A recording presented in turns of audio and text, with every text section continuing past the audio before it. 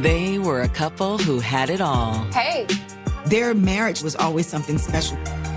They'd built a successful business. They were living out their dreams. Until one day, she didn't come home. A shopping trip with her best friend has ended in a mystery. Both women are missing. Their vanishing leaves the whole community desperate for answers. To have two people disappear is very unusual. There was a lot of fear. It was on every news channel. Could Peachtree City have had an actual murder? The answer is yes. They found a van at the airport. The bodies of both women are in the back. And as investigators search for a motive, the facade begins to fall. The storage unit was filled with cocaine. She found out about the affair. He ended up bugging the phone. She was done. But will the truth ever be revealed? She was beaten to death. There was a gunshot wound to her head. He fought for his life. The way that they told the story, it made you wonder, could it have happened another way? No!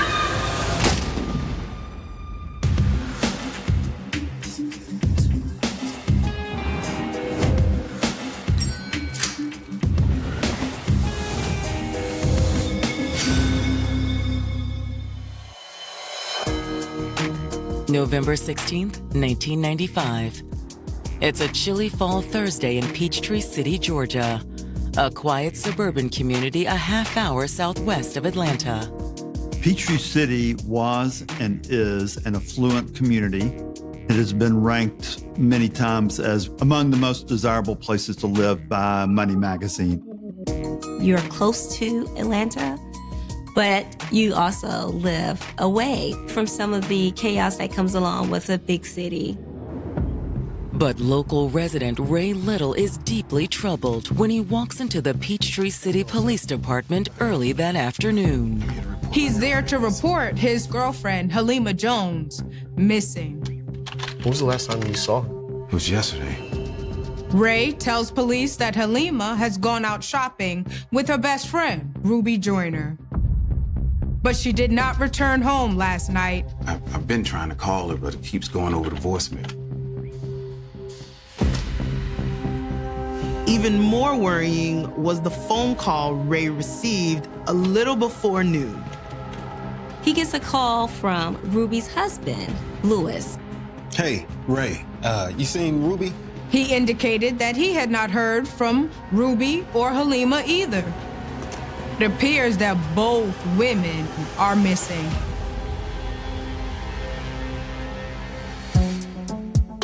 Ruby Joyner was originally from rural South Carolina. We're from a small little town that just got a stoplight maybe 5 years ago. But as she got older, Ruby saw herself living a much bigger life. She had decided that she really wanted to pursue a career in tech, which at that time was really a big deal. It was much newer.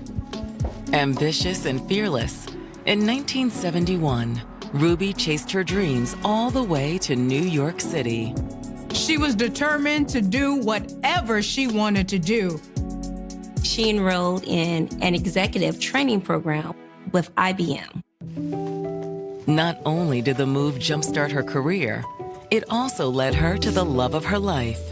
She met Lewis Joyner, who is a very successful computer programmer. The two bonded over computers and technology. But there was more to Lewis than just writing code. He was not just smart, he was also charismatic. She loved the way he presented himself. A native New Yorker, Lewis had grown up in Harlem. He was kind of a straight-talking New Yorker. Not a tough guy, but someone who was no bull kind of guy. And if he saw something he wanted, he went after it. Think we can take you out to get a drink later? I'd love that. One date led to another. And before long, the couple had created a beautiful life together. They were married and settled in the city. Their marriage was always something special. They were very excited because they were actually both living out their dreams. And by the early 90s, the ambitious couple was ready for a new challenge and a new city, Atlanta. It was really a great place for Black professionals. There was a major boom of folks migrating from New York City down to Atlanta in the 90s. And many of these people were establishing businesses. They landed in Peachtree City and bought a beautiful home. Soon after arriving, the Joyners opened their own business, one that capitalized on the steady flow of people arriving in the booming southern metropolis. They decided to start a moving and storage company. Louis ran the business while Ruby helped in the office. Hey, babe. Hey, how did it go? Really, really good. And we got their friends. We're moving in a couple of weeks as well. Oh, that's great. Yeah. Yeah, the information is on there. Awesome. I will call them tomorrow and confirm everything. All right. Love you. Within a few years, the business was booming. They grew it to $2.3 million. That was super huge. They had come to Atlanta and they had made it. They were one of the fastest growing Black businesses in the whole United States. The couple's business wasn't all that was thriving either. Well, Atlanta is not just a great place for your career. It is also a wonderful place to socialize. And they quickly figured out that that was also important to them. And so they actually joined a social club. And that is where Ruby met Halima. Halima was divorced with 2 children and worked in education. She was a middle school principal.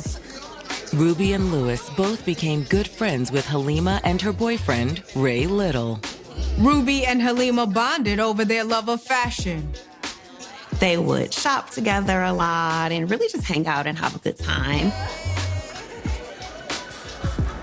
But now, their latest outing has ended in mystery. According to her boyfriend, Ray, Halima hadn't come home last night. At first, I thought they were out late. Then I get a call from her husband. He was shocked to wake up and find that she still was not home. Do you have any idea where they went yesterday? I think so.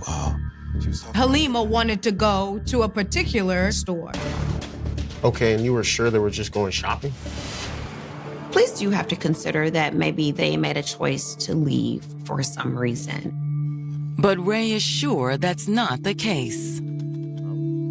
She had 2 young children that she really loved and cared for. They were her world. Ray said that Halima would never just disappear. But would Ruby's husband say the same about his wife? After Ray filed that missing persons report, the detectives assigned to the case reached out to Louis Joyner. Hello? When detectives reached out to Louis, he was actually in New York. Yeah, I've been really worried about her. When did you last see her? Yesterday. The detectives asked Louis when he left for New York. I just flew out this morning. Why would a man leave town while his wife is missing?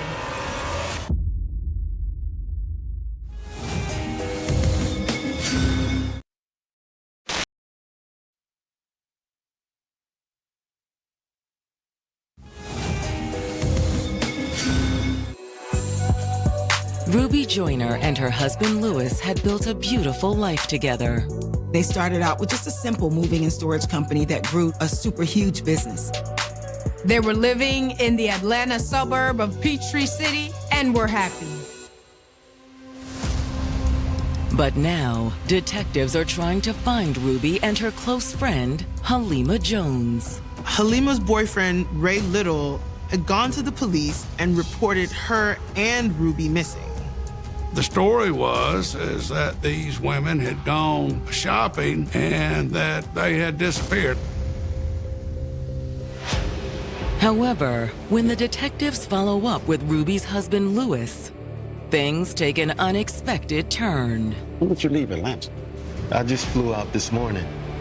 Why would a man leave town while his wife is missing? Lewis insisted that it was a very important business trip and he couldn't miss it. He had really kind of been scrambling to get ready and had not put a lot of thought into kind of the current circumstance. Yeah, I just figured Ruby had spent the night out with Halima. Lewis says that once he had gotten to New York and still couldn't reach Ruby, he called Ray. He said that it wasn't until he spoke to Ray and learned that Halima had not come home either that he actually started getting worried. He said since he was out of town, he asked Ray to go to the police. He thought that it would be more effective for it to be done in person opposed to him just doing it over the phone. Okay, so I take it you haven't found them? Not as of yet. Okay. I'll try and get the next flight back home. Thank you. Once off the phone with Lewis, the detectives begin searching for the missing women. Investigators start the investigation by going to the mall. They were believed to be traveling there on the night that they were last seen. But when they get there, they ask around, and none of the employees had seen Halima and Ruby.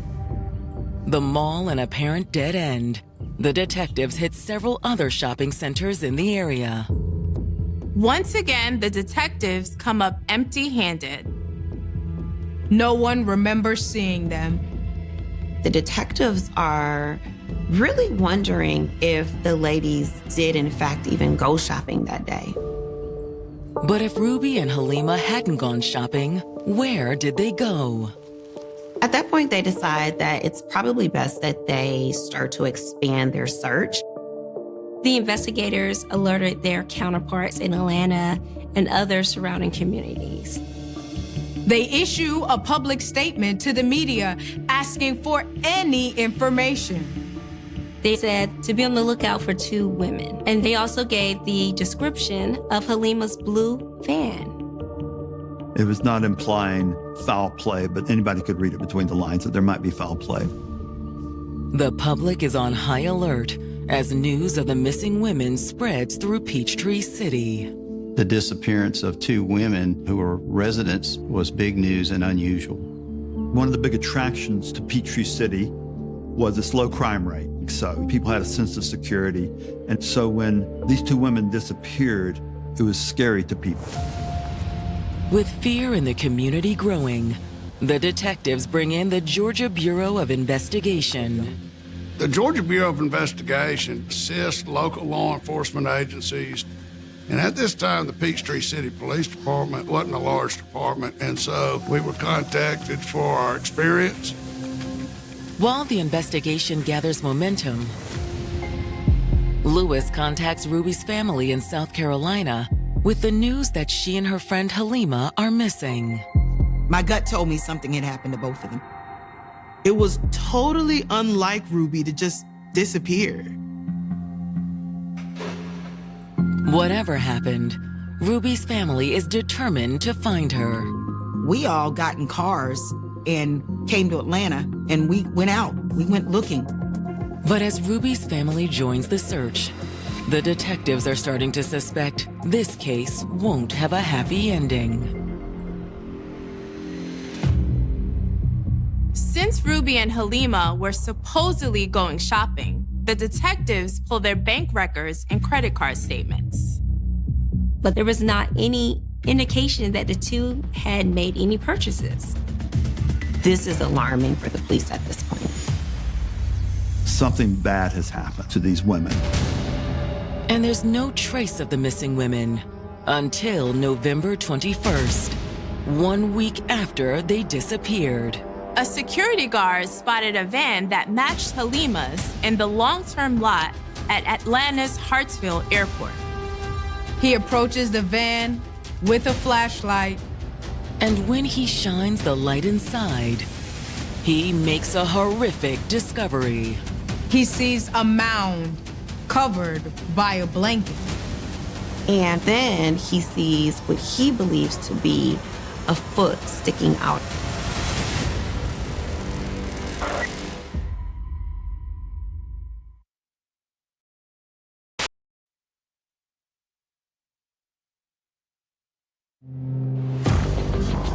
1 week after Halima Jones's boyfriend reported her and her friend, Ruby Joyner, missing, a security guard has located Halima's van in the long-term parking lot of the Atlanta airport. And when he looked inside the van, he saw there was something in the back, covered by a blanket. A foot can be seen sticking out from under the blanket. Call 911. Send police here now. Long-term parking, row F. Law enforcement floods the scene within minutes. Atlanta police, Peachtree City Police, and GBI all arrive on the scene. After a week of searching, the two women's whereabouts is no longer a mystery. Both Halima Jones and Ruby Joyner were located inside the vehicle. The bodies of both women are piled together, covered by a very large blanket. They were obviously victims of a murder.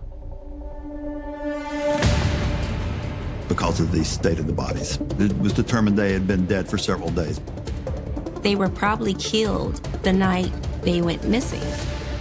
But they died in very different ways. Halima had a singular shot to the back of the head. Outside of the gunshot wound, her body was essentially pristine. Whereas Ruby had been badly beaten. She had facial contusions, blackened eyes. Bruising on her neck also indicates that Ruby had been strangled. It is remarkable that the two bodies were in completely different states. That's kind of a head scratcher. Even more puzzling, there's evidence to suggest that the women may have been killed in a different location. Ruby is covered in vegetation. It looks like she was dragged through some underbrush. There was also signs of a struggle. Ruby had on a camisole top, which was a little bit strange for that time of year, but it also looked as though there was the cuff of a black sweater around her wrist. Which suggested that the killer ripped off her sweater during the struggle. But beyond that, the van offers little in the way of evidence. There were no shell casings, there were no fingerprints, and there was no DNA evidence.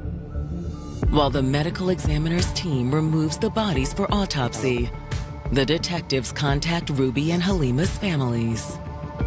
We got a call like in the middle of the night, probably about 3 o'clock in the morning. They asked us if we can come to the police department.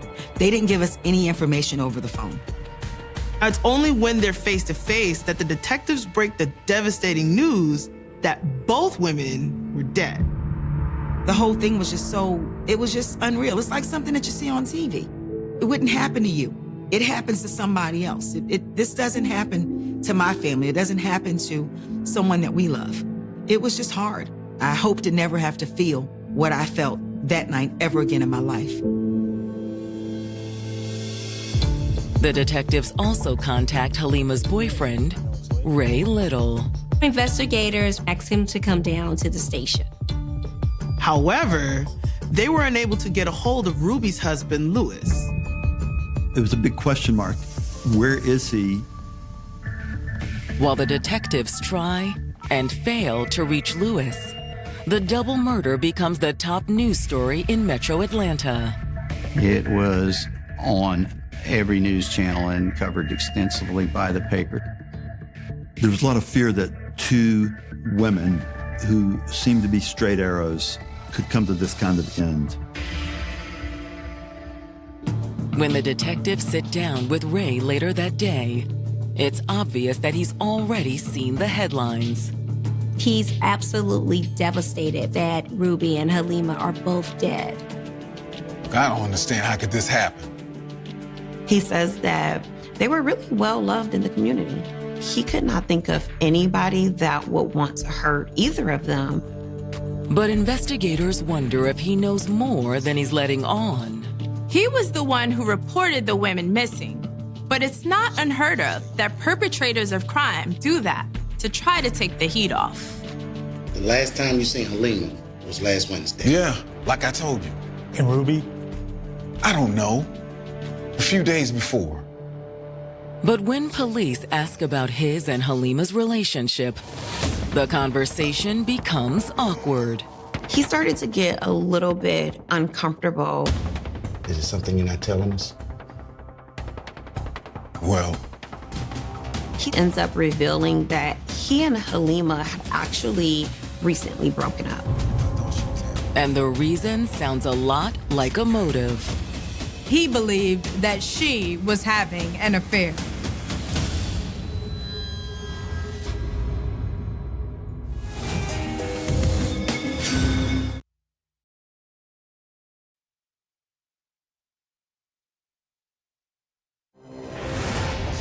Questioned about the murder of his girlfriend, Halima Jones, Ray Little has just revealed that they had recently split up because he believed she was having an affair. According to Ray, Halima had always been very friendly with a coworker named Howard at her school. She would speak to Howard on the phone. He ended up bugging the phone and listening to Halima and Howard's conversation. Was she cheating on you? I don't know. He doesn't really hear anything definitive. Still, Ray says he'd confronted Halima about what he'd heard. What'd she say? she said I should mind my own business. After that, she was done. She broke up with him. But when the detectives ask Ray if that caused bad blood between them, he denies it. He said they were actually amicable after their breakup. If Halima was seeing someone else, could he be responsible for the murders? Or had Ray's jealousy sent him into a rage? Look, I had nothing to do with this. Ray is adamant that he really loved Halima and he would never do anything to hurt her. Ray also claims he was working the day the women disappeared. And when the detectives check, it seems he's telling the truth. His supervisor confirmed he was at work. So the detectives bring in Halima's friend, Howard Cunningham. What? He is absolutely stunned and horrified at the suggestion that he might have killed two women. He also denies having an affair with Halima. Howard was adamant that they did not have a romantic relationship. When was the last time you saw her? Wednesday afternoon, the 15th. After school, they chatted briefly and then went their separate ways. That Wednesday, of course, was the evening Halima and Ruby disappeared. And what did you do after work that day? I went home. You went home? I went home. It may not be the most solid alibi, but at least Howard is cooperating. Follow me out. However, the investigators still cannot get a hold of Louis Joyner. Investigators were very suspicious of him because of the circumstances of his departure. Their suspicion of Louis deepening with each passing day. The detectives obtain a warrant to search the Joyners' home. There was nothing particularly alarming. But when they look through the books for Louis's business, something stands out. Exactly what we were looking for. The Joyners had been on the edge of bankruptcy for at least a few years. That's it. Could there be some correlation between all these debts and the murder? With a hunch they're on the right track, the detectives next turn to a storage unit leased to Louis. When they access the unit, they're surprised to find that it's filled with cocaine. Had Louis turned to drug dealing to support his failing business. Dealing drugs could provide a way for him to pay off some debts. Got a lot in there. We're gonna need crime scene tech out here. But before detectives can even follow the lead about the bankruptcy and the drugs, they actually get a phone call. Homicide. The call is from a close friend of Ruby's. She tells the detectives that Halima was indeed having an affair, but the affair was with Ruby's husband, Louis. And according to her friend, Ruby found out. Ruby was devastated. Did she confront Louis about the cheating? Ruby's friend did not know how Ruby planned to handle it. Whether it was his drug dealing or the affair that triggered the murders, detectives believe Louis is the key to solving this case. There was a nationwide manhunt to locate Louis. When the drug evidence was found, a warrant had been placed for him. And when they're contacted by a man in Atlanta named Gerald Douglas, the detectives sense they're closing in on the fugitive. Gerald tells them that he and Louis have been friends for a very long time. He says that he actually knows exactly what happened to Ruby and Halima. The next morning, Gerald sits down with detectives. Thank you for the please have a seat. He starts off by telling them that he'd seen Louis less than 48 hours after Ruby and Halima disappeared. Louis Joyner wanted him to come to New York. He told Gerald that he needed some help. So you flew to New York? Yeah, like I said, I've known Louis a long time. Gerald says he'd met up with Louis at a bar. When he got there, Louis told him that something bad had happened to Ruby and Halima. He confessed. He said he was responsible for murdering his wife. But according to what Louis told Gerald, he didn't kill Halima. Okay, so who did? He told me it was Ruby.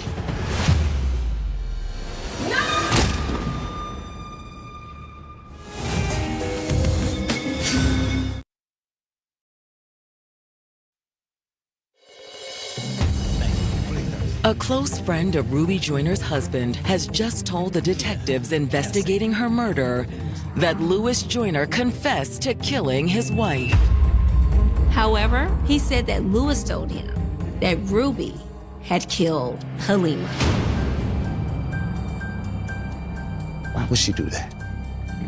He said she found out that him and Halima had been messing around.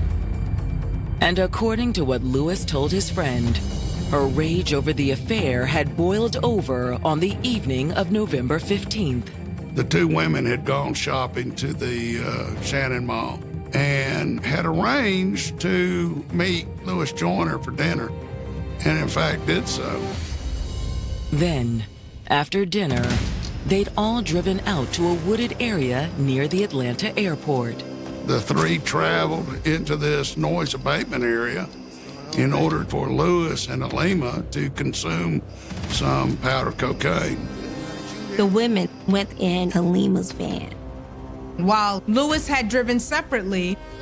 But Louis told his friend that once the three of them were alone, the impromptu party had taken an ugly turn.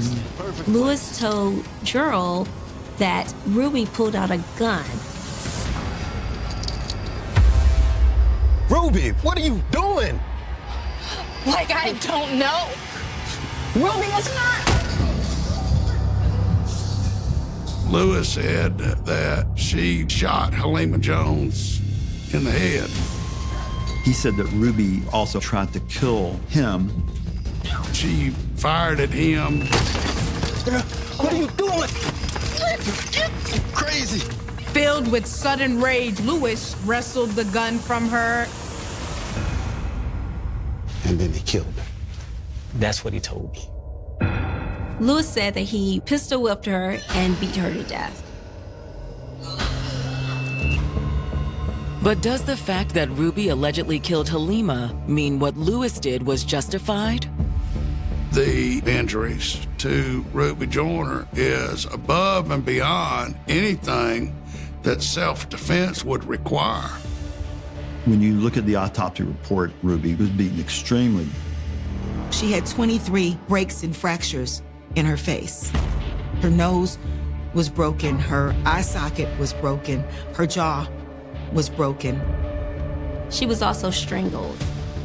The medical examiner would call it rage overkill. It's probably the most significant intent you can actually have towards taking somebody's life. You want this person dead. And he hadn't called Gerald because he wanted to confess his guilt. He wanted help getting away with it. Lewis wanted him to return to this area around the Atlanta airport and essentially clean up the crime scene. Lewis asked him to retrieve some things that he had left behind. What sort of things? He told me he lost his glasses. Did you get them? No.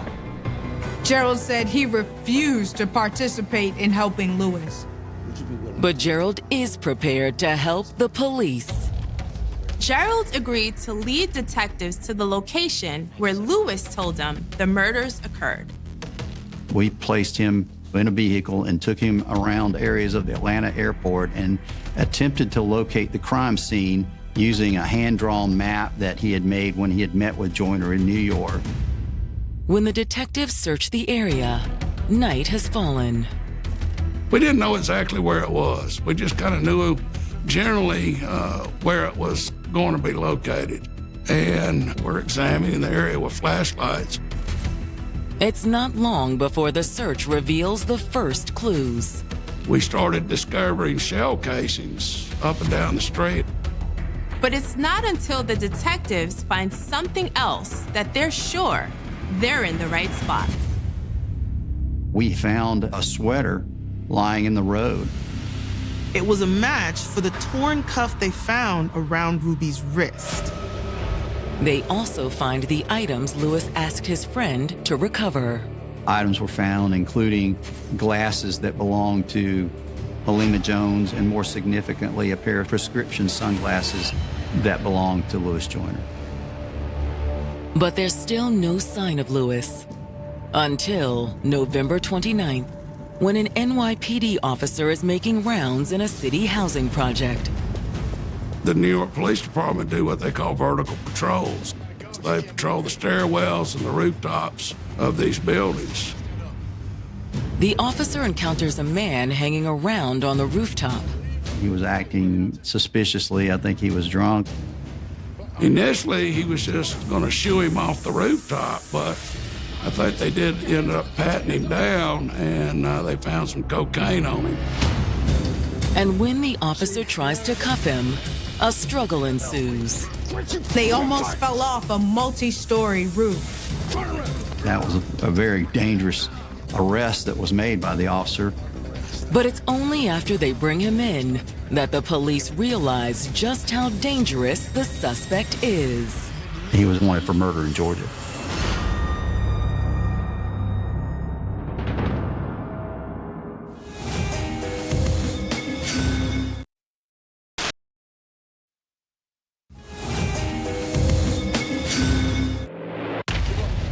A police officer in New York City has just unknowingly taken a wanted fugitive into custody.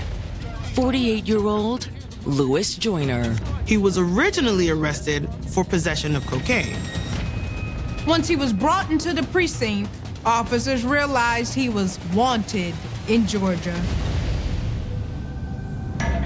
But by the next day, the news that there had finally been an arrest in the murders of Ruby Joyner and Halima Jones was all over Atlanta. It was a pretty big story when he was arrested. He looked like he had been through it. He looked desperate, and everyone, of course, breathed a sigh of relief. Although for Ruby's family, plenty of questions remain. Even though it was over, we still didn't have the answers that we were looking for. We didn't know the why. Why did this happen? Did you really do this? The detectives have similar questions. We traveled to Harlem with a couple of New York City detectives and made contact with Lewis Joyner at that precinct. He invoked his Miranda rights, so he did not provide a statement to us.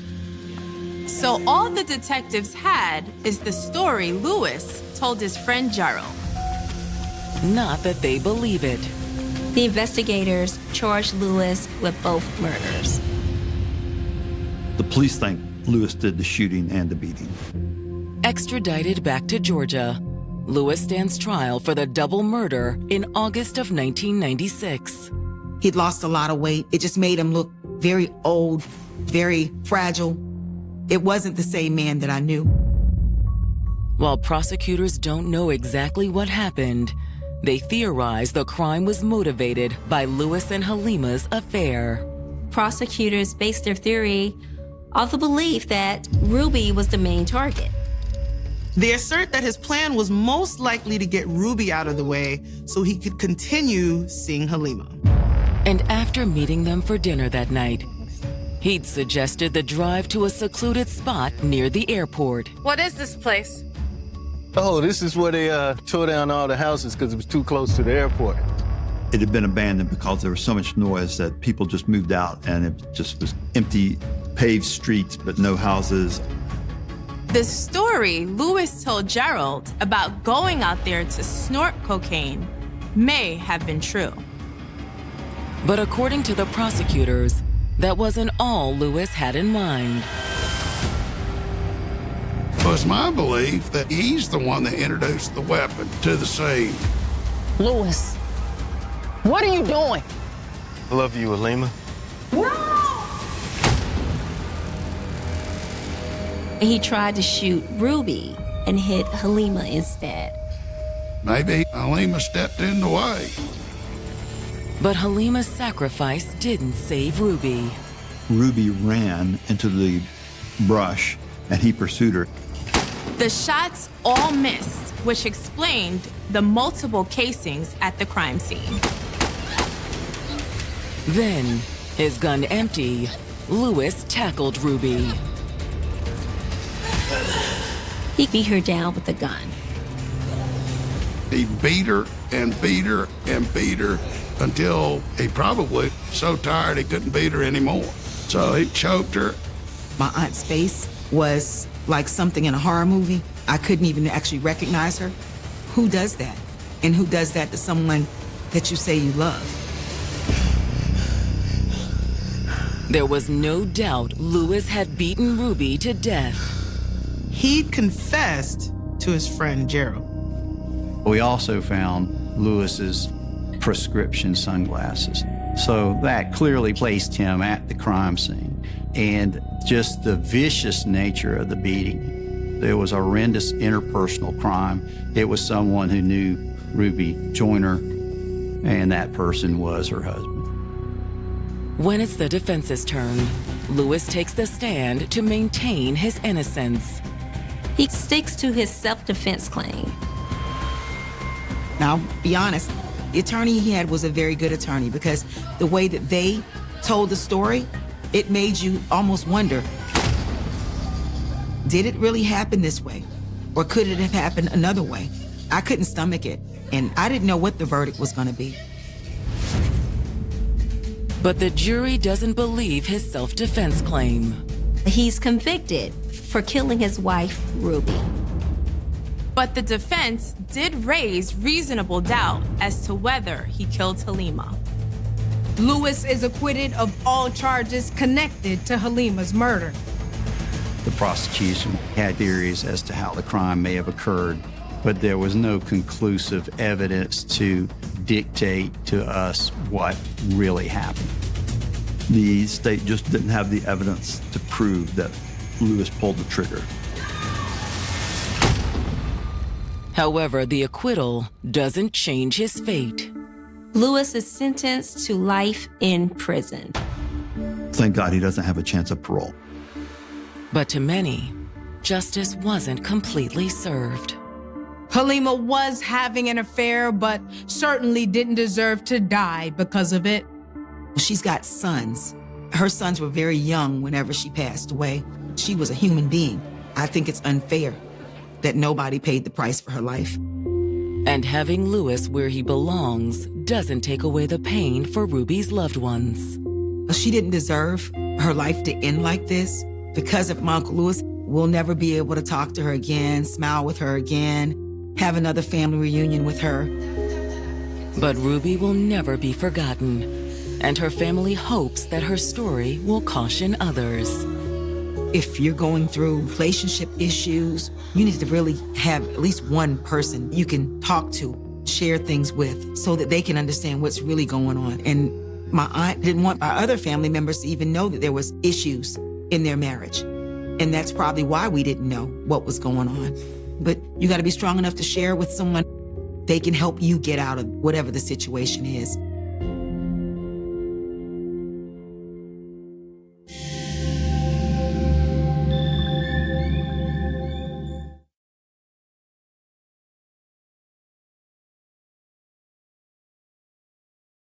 There is a specific kind of magnetism to isolated places, and nowhere on Earth pulls at the human imagination quite like the Hawaiian Islands. Situated thousands of miles from the nearest continental landmass, Hawaii has always existed in the collective consciousness as a sanctuary. It is a place characterized by endless horizons, golden sunlight, and the promise of renewal. For decades, people have crossed the vast expanse of the Pacific Ocean seeking a fresh start, leaving behind their pasts, their burdens, and the cold winters of the mainland. The islands offer an illusion of absolute safety, a tropical detachment from the grim realities of the rest of the world. But isolation is a double-edged sword. When violence shatters the tranquility of an island paradise, the contrast is so stark, so entirely unnatural, that it leaves a permanent scar on the landscape. The shadows cast under the bright Hawaiian sun are often the darkest, and the secrets kept on these islands can remain buried for generations. This is a story about one of those secrets, a darkness that descended on a quiet apartment in Waikiki and lingered for nearly half a century. In the late months of 1971, Nancy Anderson was one of the many young souls drawn to the promise of Honolulu. At just 19 years old, she had her entire life unfolding ahead of her. She was not running away from a broken past, but rather running toward a future she was eager to build. Coming from a massive family on the mainland, Nancy was one of 10 children. She was a daughter, a sister, and a vibrant thread in a tightly woven family tapestry. Her departure for Hawaii was a leap of faith, a courageous step into adulthood. She was described as outgoing, friendly, and profoundly open to the world. She settled into an apartment at 2222 Aloha Drive, a street name that practically radiated warmth and welcome. She found a roommate, she began looking for work, and she kept in constant touch with the family she had left behind. To her parents and her 9 siblings, particularly her 12-year-old brother Jack, Nancy was living a dream. She was establishing her independence in one of the most beautiful places on the planet. Nobody could have predicted that this beautiful new chapter was hurtling toward a violent and incomprehensible end. The tragedy that unfolded on the afternoon of January 7, 1972, stands as one of the most haunting anomalies in the history of Hawaiian law enforcement. The violence that invaded Nancy Anderson's apartment on Aloha Drive was not a mere robbery gone wrong, nor was it a fleeting moment of accidental hostility. It was a storm of absolute, targeted rage. When Nancy was found unresponsive in her home, the scene that greeted investigators was one of unimaginable horror. She had been stabbed repeatedly. The final reports would later indicate that she suffered over 60 distinct stab wounds. In the realm of criminal psychology and forensic analysis, a number that high moves far beyond the threshold of simple murder. It enters the territory of extreme overkill. Such a frenzied attack usually suggests a deep, personal animosity, a crime of passion, or a psychological snap of terrifying proportions. Yet there was no obvious motive. There was no missing property of significant value to suggest a burglary. There was only a 19-year-old girl whose life had barely begun, lying dead on the floor of the paradise she had traveled so far to find. The brutal nature of the crime sent a shockwave of terror through the Waikiki community, entirely shattering the illusion of island safety. In the immediate aftermath of the murder, Honolulu police descended on the Aloha Drive apartment, meticulously cataloging the devastation. Among the overturned belongings and the tragedy of the scene, they found something that would ultimately become the silent, defining witness of the entire investigation. It was a towel, heavily stained with blood. The investigators in 1972 knew implicitly that this towel was important. They understood the basic principles of biological transfer and recognized that in the chaos of a stabbing involving over 60 wounds, the killer had almost certainly injured themselves, or at the very least, left something of their own biology behind. But understanding the importance of the evidence and possessing the scientific capability to decode it are two entirely different things. In the early 1970s, forensic science was rudimentary by today's standards. Blood typing was possible, but the revolutionary concept of DNA profiling was still decades away from realization. There was no machine into which they could feed a blood swab to produce a name, a face, or a history. And so, the bloody towel was carefully packaged, sealed, and placed into a dark, temperature-controlled evidence locker. It was a biological time capsule, completely frozen in time. While the world outside moved forward, while the Honolulu skyline grew, while presidents came and went, and while the internet connected the globe, the towel sat in absolute silence. It waited in the dark as the initial investigation flared with intensity and then slowly, painfully burned out. It waited as detectives chased down traveling salespeople, questioned roommates, and interrogated local acquaintances to no avail.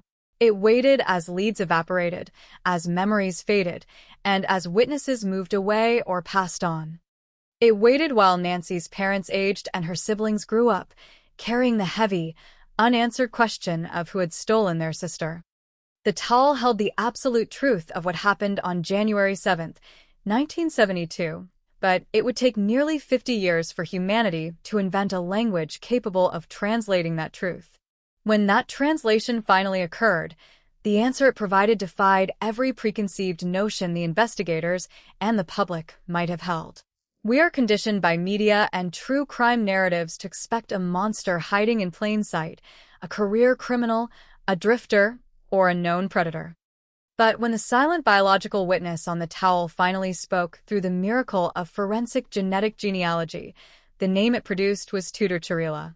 At the time of the murder, Chiarella was a 26-year-old graduate assistant at the University of Hawaii. But he did not remain a struggling student, nor did he descend into a life of recognized criminality. Instead, the man whose blood was allegedly mingled with the tragic scene on Aloha Drive went on to live a life of prestige, authority, and influence. He moved away from the islands, eventually settling in the state of Nevada, where he built a formidable legal career. He became a prominent attorney and eventually served as a deputy attorney general for the state of Nevada. The revelation was staggering. The juxtaposition is deeply unsettling. A young woman whose life was violently extinguished at 19, forever trapped in the memory of 1972, and a man who walked away from that same timeline to build a life of comfort, standing in courtrooms, upholding the law, and representing the justice system itself. For 50 years, he existed in a world of legal statutes and judicial authority, completely unbothered by the criminal justice system because he had never committed a felony that would require his DNA to be entered into a law enforcement database. He was shielded by his own success and the passing of time. He was the perfect ghost, a man who had entirely outrun his past, or so it seemed until the ghosts of his own ancestry, mapped through the genetic material of his distant relatives, reached out across the decades to pull him back to Honolulu. The climax of this story should theoretically be the moment of arrest, the triumphant clanging of a jail cell door closing on a cold case that spanned half a century. In September of 2022, that moment arrived. The 77-year-old former legal official was arrested in Reno, Nevada, and charged with the murder of Nancy Anderson. The shock of the arrest reverberated across the country. It was heralded as a monumental victory for forensic science, a testament to the relentless nature of investigators who refused to let forgotten victims remain forgotten. It was the moment Jack Anderson and his siblings had prayed for over 50 agonizing years. They finally had a name, a face, and a man sitting behind bars waiting to answer for the unimaginable violence inflicted upon their sister. The mechanism of justice had been incredibly slow, but it had finally found its mark. However, reality rarely adheres to the satisfying narrative arcs of fiction. The story of Nancy Anderson and the Aloha Drive anomaly is fundamentally a story about time, and time is a merciless force that spares no one. While science was able to bridge the 50-year gap to identify a suspect, the justice system was ultimately outpaced by human mortality. On December 25, 2023, before a trial could commence, before a jury could be seated, and before any evidence could be formally presented and challenged in a court of law, Tudor Chiarila died in a Hawaiian correctional center. His death effectively slammed the door on the legal process. There would be no cross-examination. There would be no agonizing wait for a jury's verdict. There would be no formal conviction, and critically, there would be no confession or explanation as to why a 19-year-old girl was stabbed over 60 times in her own home. This leaves a profound and complex void at the heart of the story. From a law enforcement perspective, the case is considered solved. The DNA match was definitive, the investigative puzzle pieces fit together perfectly, and the police are confident they found their man. But from a strict judicial perspective, Tudor Chiarila died an innocent man under the eyes of the law, having pleaded not guilty and never having been convicted by a jury of his peers. The Anderson family was handed a definitive scientific answer, but they were denied the procedural closure of a legal reckoning. They were given the truth, but they were denied justice in its purest, most formal sense. As we delve into the timeline, the investigation, the revolutionary science that cracked the case, and the enduring pain of a family left behind, we must constantly grapple with this unresolved tension. We must ask ourselves what it truly means for a case to be closed, how much weight we place on biological certainty versus legal conviction, and how we honor the memory of a young woman whose final moments were violently stolen, even when the final gavel never falls. To truly understand the tragic weight of what happened to Nancy Anderson, one must first understand the era and the specific gravitational pull of the Hawaiian Islands in 1971. The early 70s were a period of profound cultural transition across the United States. The turbulent and politically exhausted decade of the 60s had ended, leaving in its wake a generation of young people eager to define themselves, to seek out new frontiers, and to find a sense of personal peace that seemed entirely absent on the mainland. Hawaii, with its lush emerald landscapes, rolling Pacific surf, and perpetual summer, stood as the ultimate symbol of that peace. It was not merely a state, it was a destination for the soul, a place that promised a complete reset.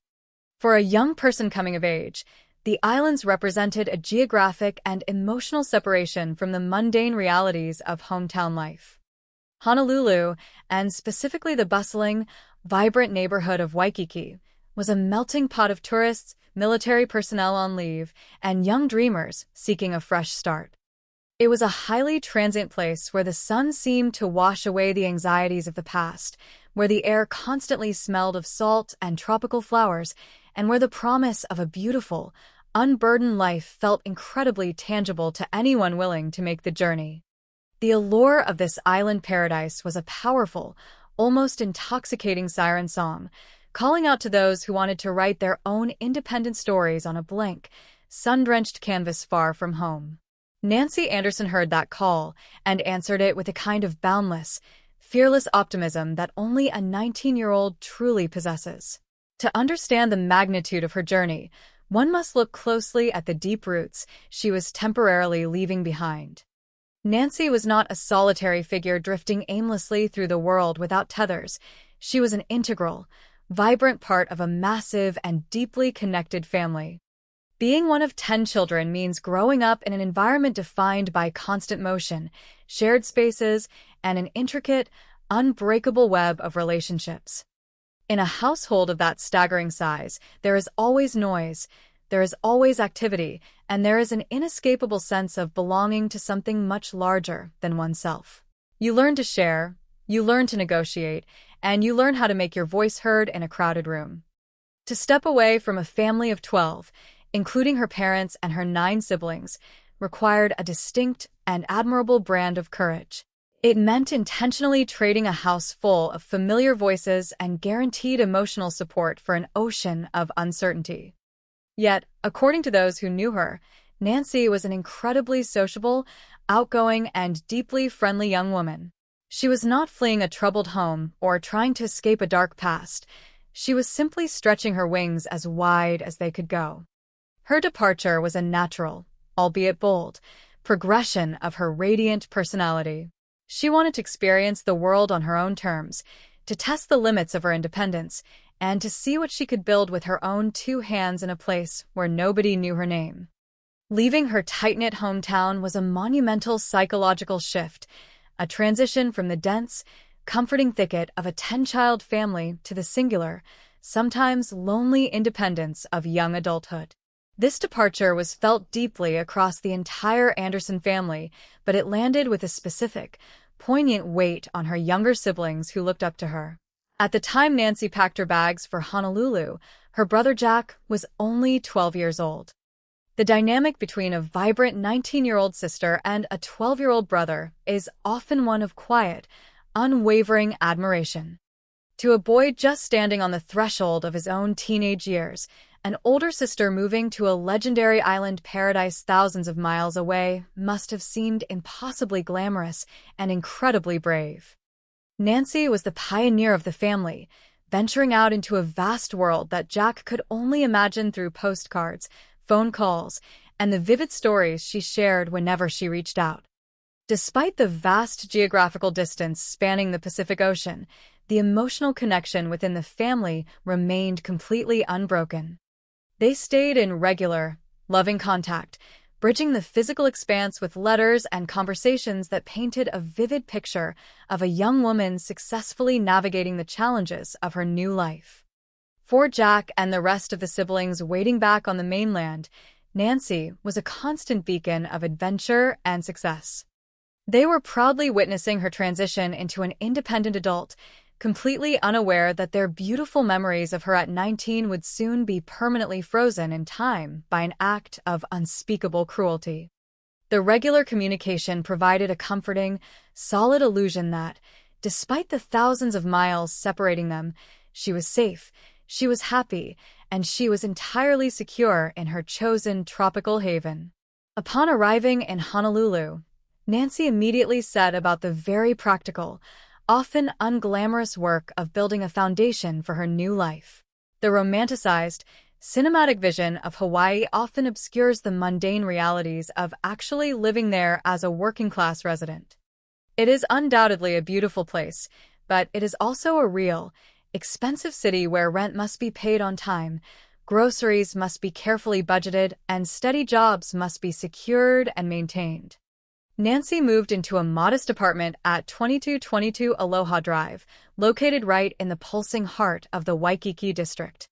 Today, Waikiki is largely a towering concrete jungle of luxury resort hotels and high-end retail shopping centers, but in 1971, while it was still a bustling tourist hub, it retained significant pockets of accessible, affordable residential life for young transplants and local workers. The apartment on Aloha Drive became a vital anchor in her newly established world. She did not live alone.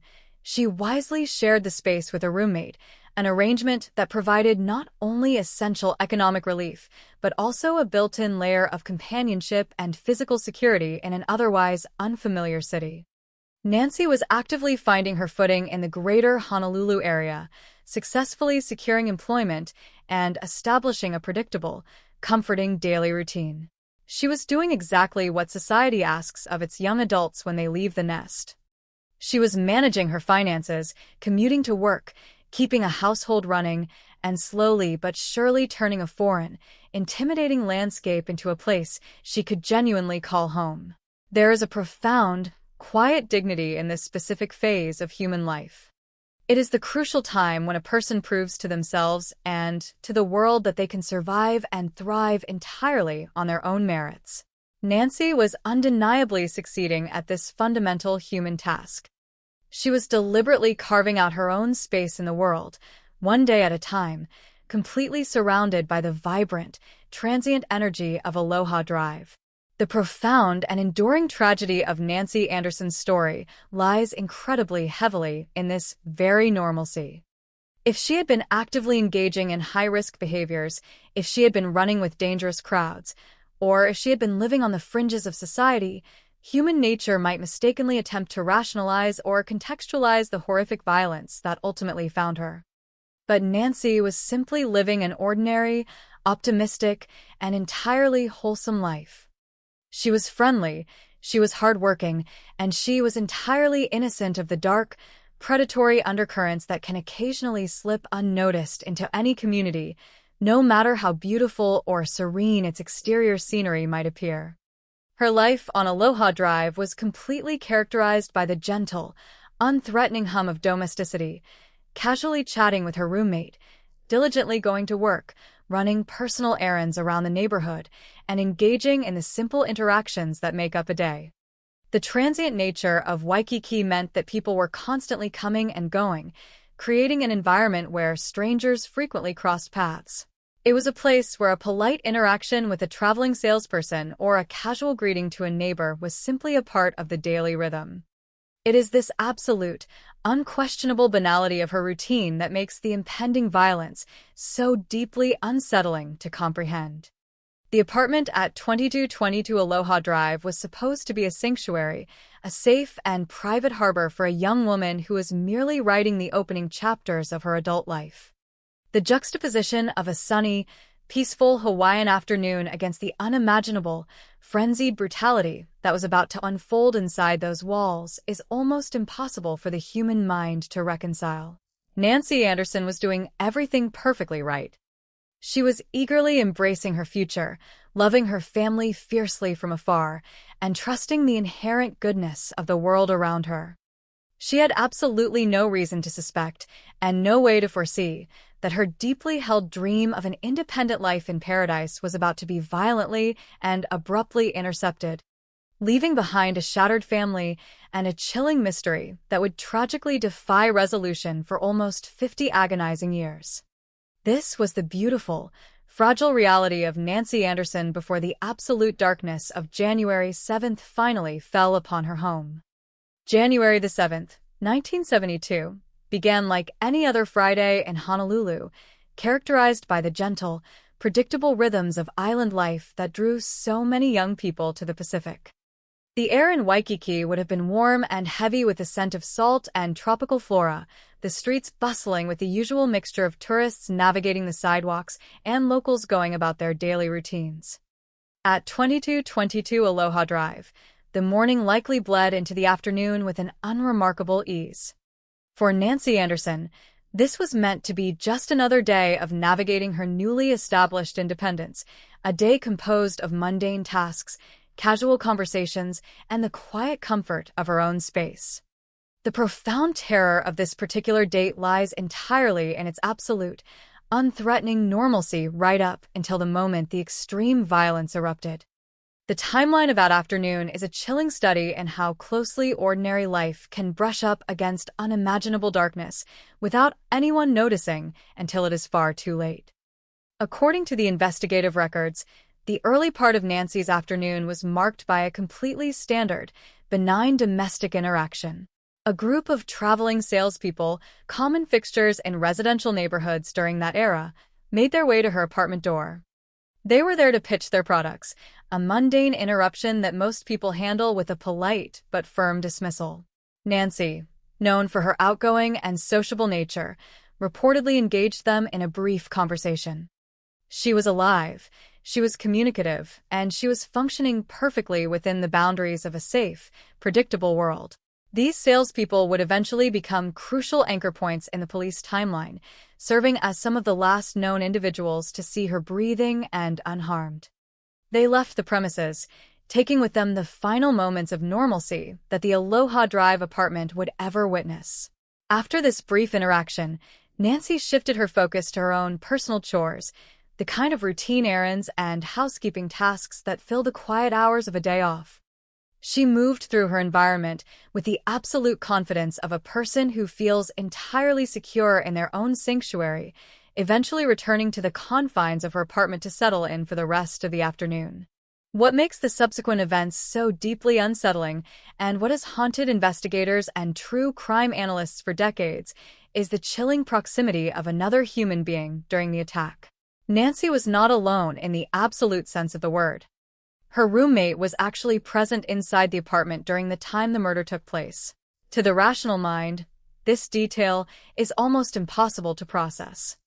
How does a violent, frenzied, and physically exhausting murder occur in a shared living space without the other occupant recognizing that something catastrophic is happening just on the other side of a wall or a door?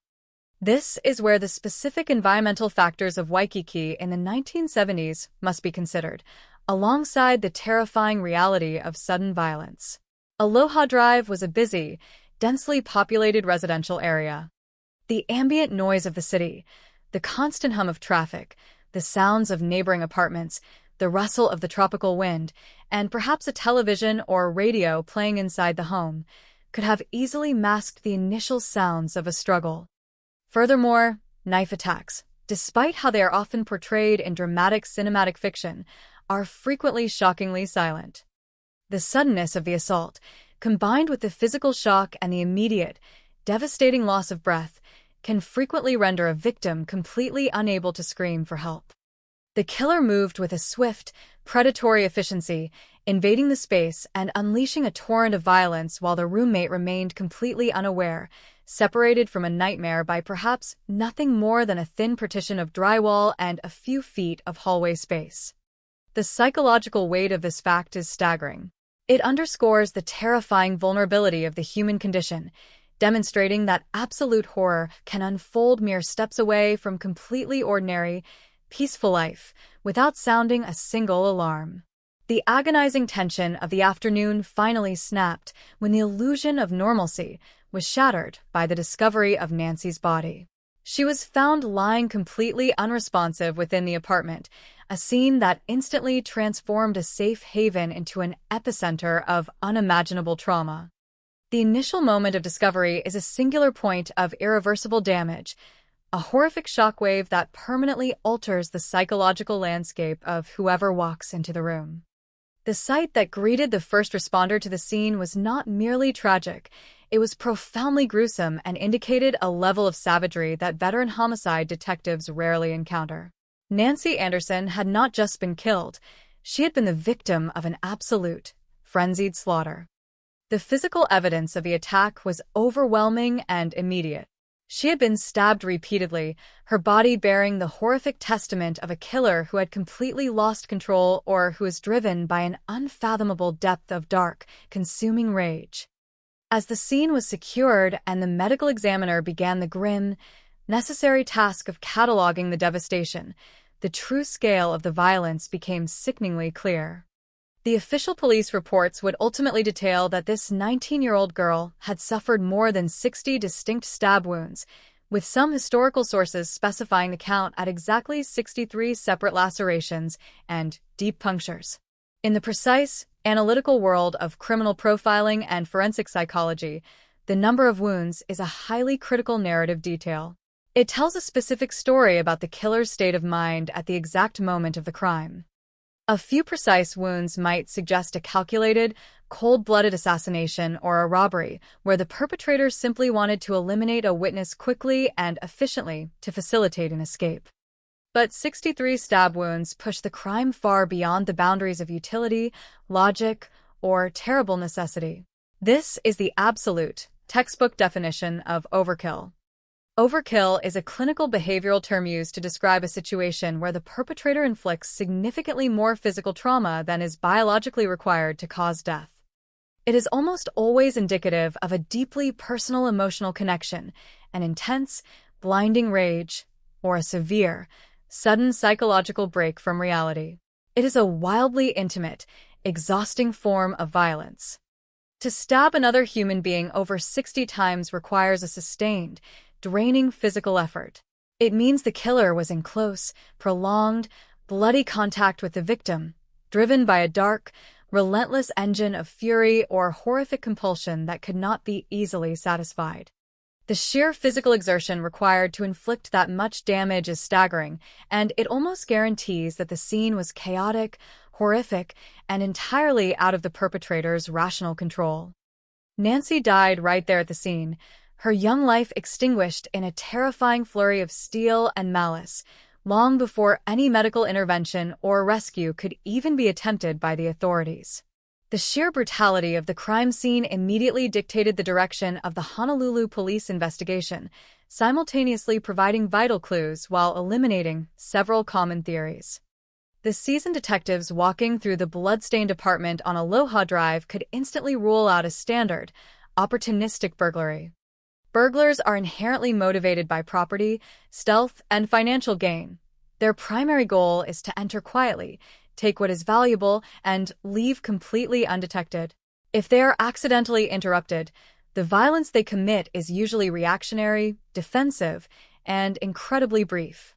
The massacre of Nancy Anderson was the exact opposite of reactionary violence. The perpetrator did not merely cross paths with her and panic. They focused the absolute entirety of their violent intent directly upon her physical being. Furthermore, the apartment did not show the typical, widespread signs of a home invasion aimed at theft or ransacking. The focus of the crime was undeniably and exclusively the physical destruction of the victim herself. This grim realization only deepened the impenetrable mystery of the case. If the motive was not financial, and the crime was not a random robbery gone terribly wrong, then what could possibly have driven someone to such a staggering extreme of violence? Nancy was a 19-year-old recent transplant to the island, barely established in her new community. She was universally described by those who knew her as friendly, well-adjusted, and completely ordinary. She did not have the kind of deep, complicated personal history, criminal ties, or entrenched enemies that usually precipitate a crime of such intense, personalized hatred. The complete absence of a logical, discernible motive was the darkest shadow hanging over the Aloha Drive crime scene. There was no missing money to point to a thief, no apparent history of violent conflict to suggest a rivalry, and no obvious stalker or enraged former partner immediately known to her family or her mainland friends. There was only the shattered, bloody reality of a bright young life brought to a horrific, incomprehensible end on a sunny Hawaiian afternoon. To inflict that level of damage, the killer had to have entered a dissociative state, swinging the weapon long after the young woman had ceased to pose any threat, and highly likely long after her life had actually ended. The killer was no longer just attacking a person. They were caught in a horrifying, unbreakable loop of physical aggression. In a struggle of that massive magnitude, where a blade is repeatedly driven into a body, the physics of blood and resistance often cause the weapon to slip violently. The sheer volume of blood at the scene creates a chaotic, slippery environment, making any kind of precision entirely impossible. The detectives recognized this vital fact immediately. They knew with absolute certainty that whoever walked out of that apartment did not walk away completely unscathed.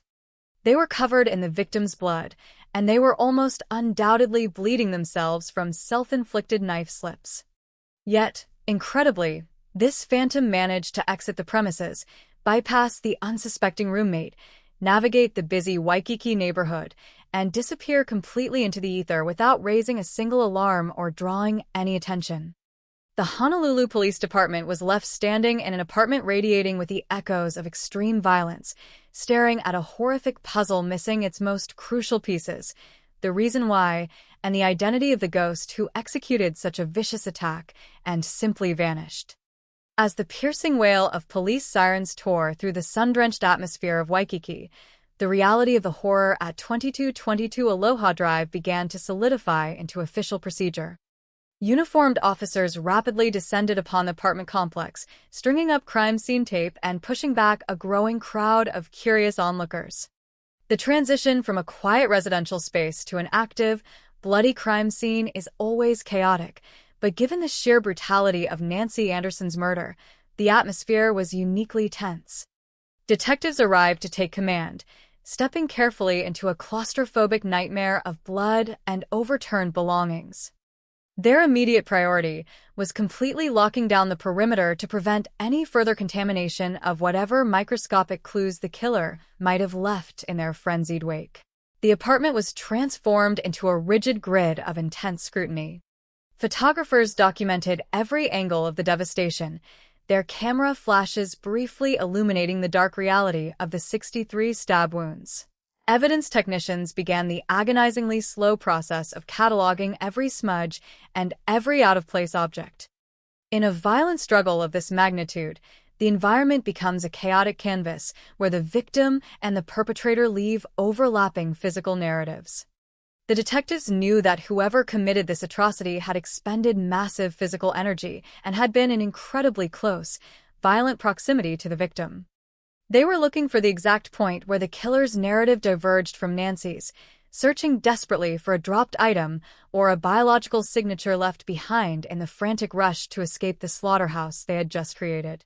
Amidst the horrific disarray of the apartment, the meticulously trained eyes of the evidence technicians locked onto an item that immediately radiated profound investigative significance. Discarded near the scene of the intense violence was a towel, heavily soaked and stained with blood. The seasoned investigators standing in that room understood the silent, desperate story this fabric was screaming. When a human being repeatedly drives a knife into another person over 60 times, the physical mechanics of the assault turn against the attacker. Blood is incredibly slippery, and as the blade meets the resistance of bone, the killer's hand almost inevitably slides down onto their own weapon, resulting in deep, self-inflicted lacerations. The towel was the absolute physical proof of this forensic principle. The perpetrator, bleeding profusely from their own hands, had grabbed the nearest piece of fabric to stem the bleeding and wipe away the worst of the gore before fleeing. The detectives knew with unwavering certainty that the dark red stains contained the biological identity of the monster they were hunting. However, the tragedy of the 1972 timeline is the heartbreaking gap between knowing evidence is crucial and having the technological capability to decode it. In that era, the absolute peak of biological science was basic blood typing. They could determine the blood type, which could eliminate a portion of the population, but it could never definitively point to a single individual. The revolutionary language of DNA profiling was nothing more than a theoretical fantasy, decades away from reality. Consequently, the most important piece of evidence was carefully folded, sealed inside a paper bag, strictly cataloged, and locked away in a dark, temperature-controlled facility. It became a biological time capsule, forced into hibernation until the world could invent the science required to listen. Without a definitive scientific weapon to instantly identify the killer, the Honolulu Police Department was forced to rely entirely on the grueling mechanics of traditional gumshoe detective work. They launched a massive dragnet across the island, determined to shake loose a witness, a motive, or a confession. The immediate focus fell squarely on the people who had the closest physical proximity to Nancy in her final hours. Her roommate was subjected to intense interrogation. The psychological trauma of having been inside the apartment while her friend was brutally slaughtered was unimaginable, but detectives had to completely rule her out. Through exhaustive questioning, she was cleared, leaving investigators to look outward into the transient community of Waikiki. They aggressively hunted down the group of traveling salespeople who had knocked on Nancy's door earlier that afternoon.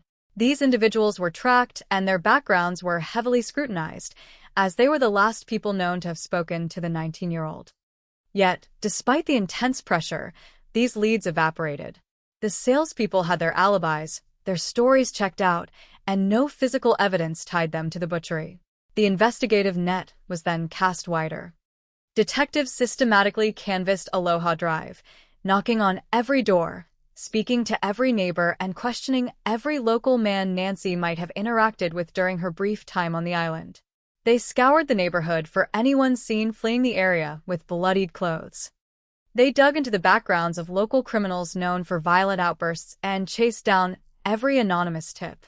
But the killer had vanished with an almost supernatural efficiency. There was absolutely no witness who could place a suspicious person at the scene. There was no whispered confession in an island bar. There was no actionable forensic match derived from the primitive blood typing available. The investigators were running at full speed in absolute darkness, chasing shadows that continually dissolved. As weeks bled into months, and months relentlessly marched into years, the frantic energy of the initial murder investigation inevitably began to slow down and cool into a hardened, agonizing stagnation. This is the tragic reality of how a horrifying murder transforms into a cold case. It rarely happens with a dramatic declaration of defeat. Instead, it is a slow erosion of momentum. The detectives who had originally walked through the bloody apartment eventually retired, taking their visceral memories of the scene with them. New investigators inherited the files, but the immediate emotional connection to the victim was diluted by time and the constant influx of new crimes demanding their attention. People who lived in the complex moved away, scattering across the globe. Memories of that January afternoon grew hazy, and the vibrant landscape of Waikiki changed, burying the physical past under layers of new concrete. But while the police department and the city of Honolulu slowly moved on, the Anderson family remained trapped in an emotional purgatory. For Nancy's parents, and especially for her younger brother Jack, time did not heal the wound. It merely deepened the excruciating silence of not knowing. They navigated decades of holidays and family milestones with a massive void at the center of their lives. They lived with the constant, haunting question of who had destroyed their sister and how that person was allowed to breathe free air.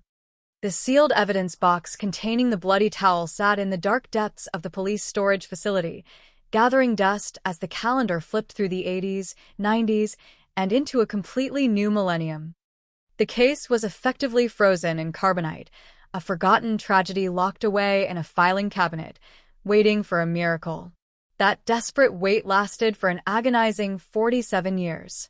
It was not until the year 2019 that a significant spark finally reignited the dormant investigation. The Honolulu Police Department's Cold Case Unit, armed with a renewed commitment to clearing their oldest unsolved files, decided to publicly reopen the Nancy Anderson mystery. They made a heartfelt plea to the public, hoping the passage of almost half a century might have loosened someone's conscience. But more importantly, the investigators completely unsealed the evidence locker. They retrieved the bloody towel, bringing the biological time capsule out of the dark and into the blinding light of modern forensic science. The technology that the 1972 detectives could only dream of was now a standard reality. Laboratory technicians successfully extracted a pristine, complete DNA profile of the unknown male killer from the bloodstains on the fabric.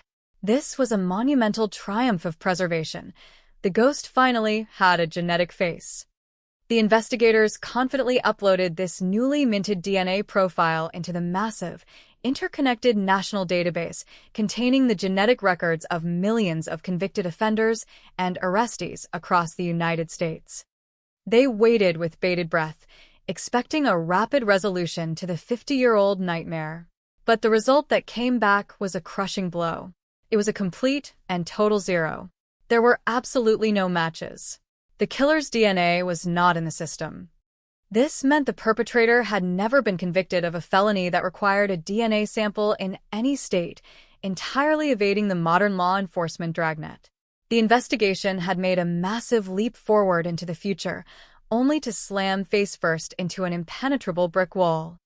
The technology had worked perfectly, but the database was blind to the monster.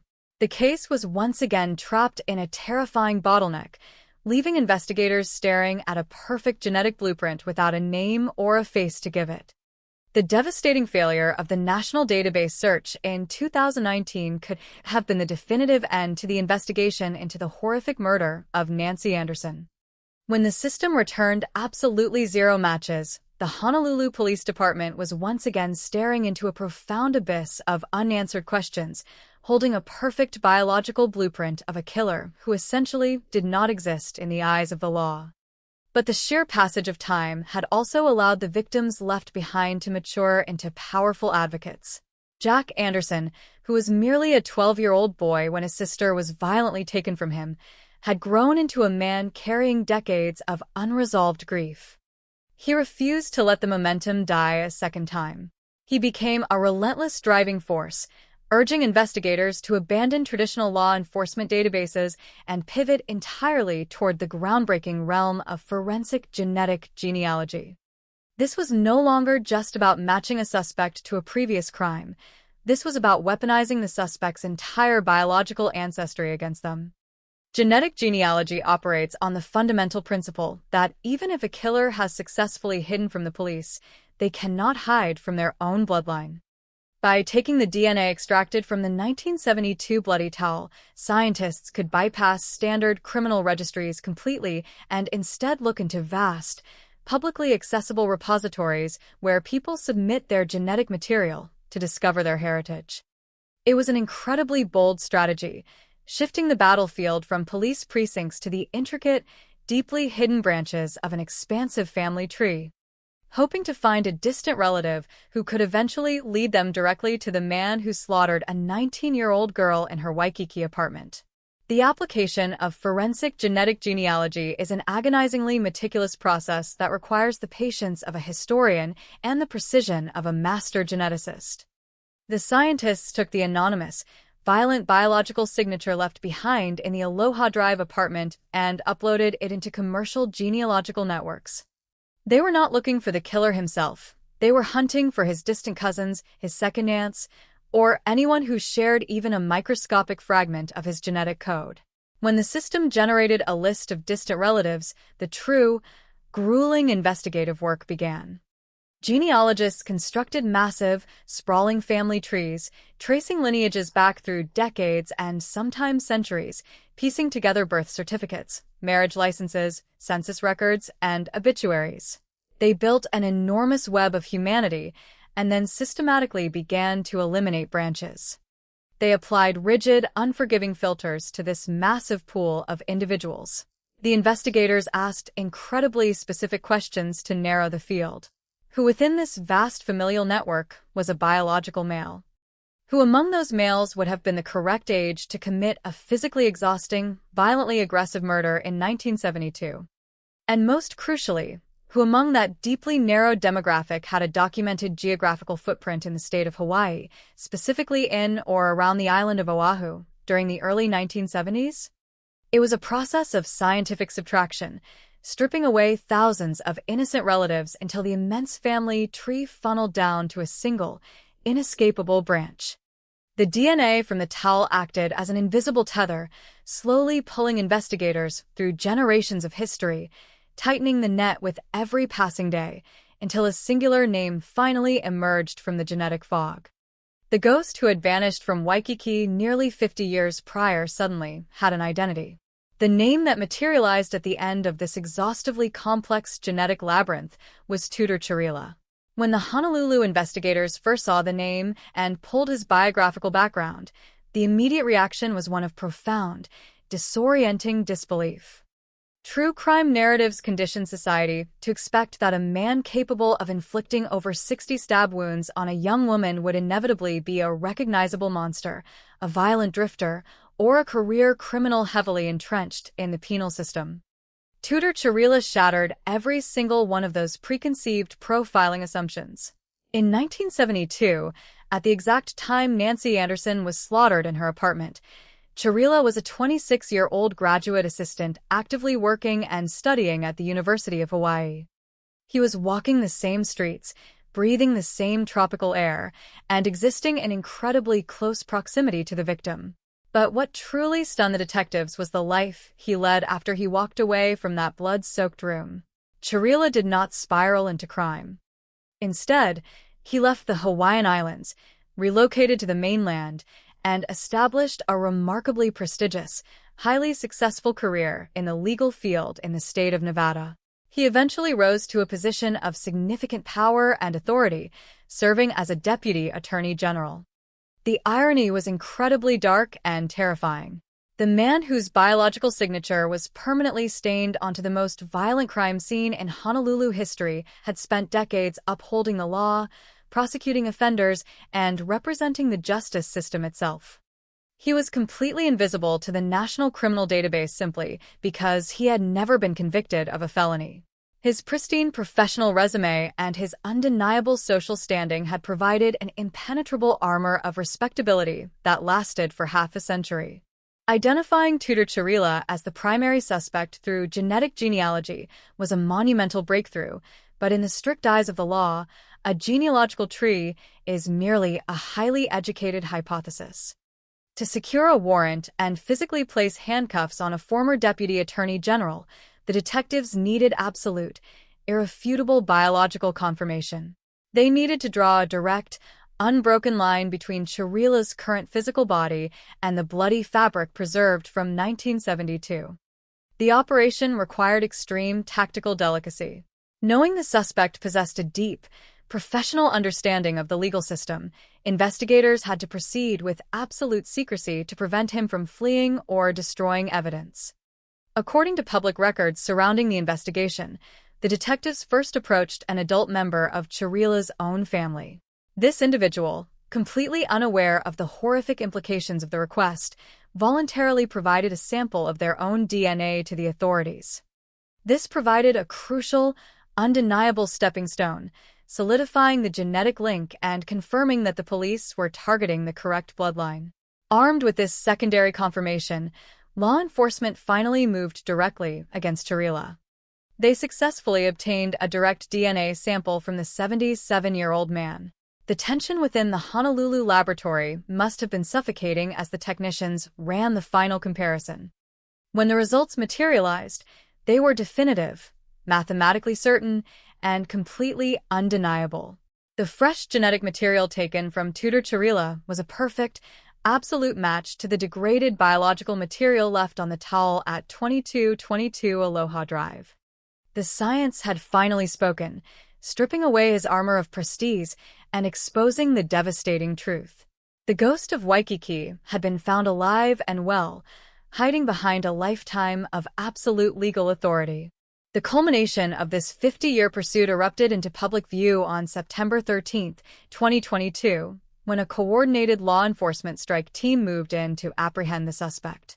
Tudor Chirila, now 77 years old, was arrested in Reno, Nevada. The shockwaves of this action were immense, rippling violently through both the Nevada legal community and the state of Hawaii. The idea that a former high-ranking state prosecutor had been unmasked as a brutal killer after 5 decades sounded like a work of absolute fiction, yet it was playing out in real time. Following his arrest, the man who had spent his entire life working within the intricate machinery of the law immediately began to utilize it for his own defense. Chirila aggressively fought the initial extradition process, attempting to leverage technicalities regarding the collection of his DNA and the subsequent arrest warrants. However, the sheer weight of the biological evidence was completely insurmountable. A grand jury convened in Oahu reviewed the details of the 1972 crime scene alongside the definitive genetic match and swiftly returned an indictment for second-degree murder. Chirila was forcibly transported back across the Pacific Ocean, returning in chains to the island he had fled decades earlier. He was booked into a Honolulu holding facility, with his bail set at a staggering $1 million. In December of 2022, the former Deputy Attorney General stood before a judge and formally entered a plea of not guilty to all charges. For the Anderson family, the agonizing wait seemed to finally be over. A trial date was set, promising a moment of ultimate public reckoning. But the universe still held one final, cruel twist. The agonizing anticipation of a criminal trial is a heavy, consuming burden for any family seeking justice, but when that trial has been delayed for over 50 years, the wait becomes almost incomprehensible. The Anderson family had endured half a century of complete darkness, navigating a world where the killer walked freely, entirely undetected. This era was followed by the blinding light of a miraculous arrest, and they were finally positioning themselves for an emotional reckoning inside a Honolulu courtroom. They were mentally prepared to sit on the wooden benches of the public gallery, to look Tudor Chirila directly in the eye, and to force the man accused of butchering their sister to listen to the devastating echo of 1972. The complex judicial machinery of the state was slowly grinding into motion, preparing to meticulously lay out the undeniable forensic evidence, the groundbreaking genetic genealogy, and the horrific timeline before a jury of peers. But the universe, in its cruel, unpredictable nature, engineered an entirely different conclusion to the Aloha Drive anomaly. Time, the relentless force that had successfully shielded the suspect for decades, finally turned against him in the most permanent manner possible. On December 25, 2023, the legal process surrounding this murder came to an abrupt, screeching halt. Tudor Chiarella, the former Deputy Attorney General of Nevada who had evaded detection for a lifetime, died while in strict state custody at the Oahu Community Correctional Center.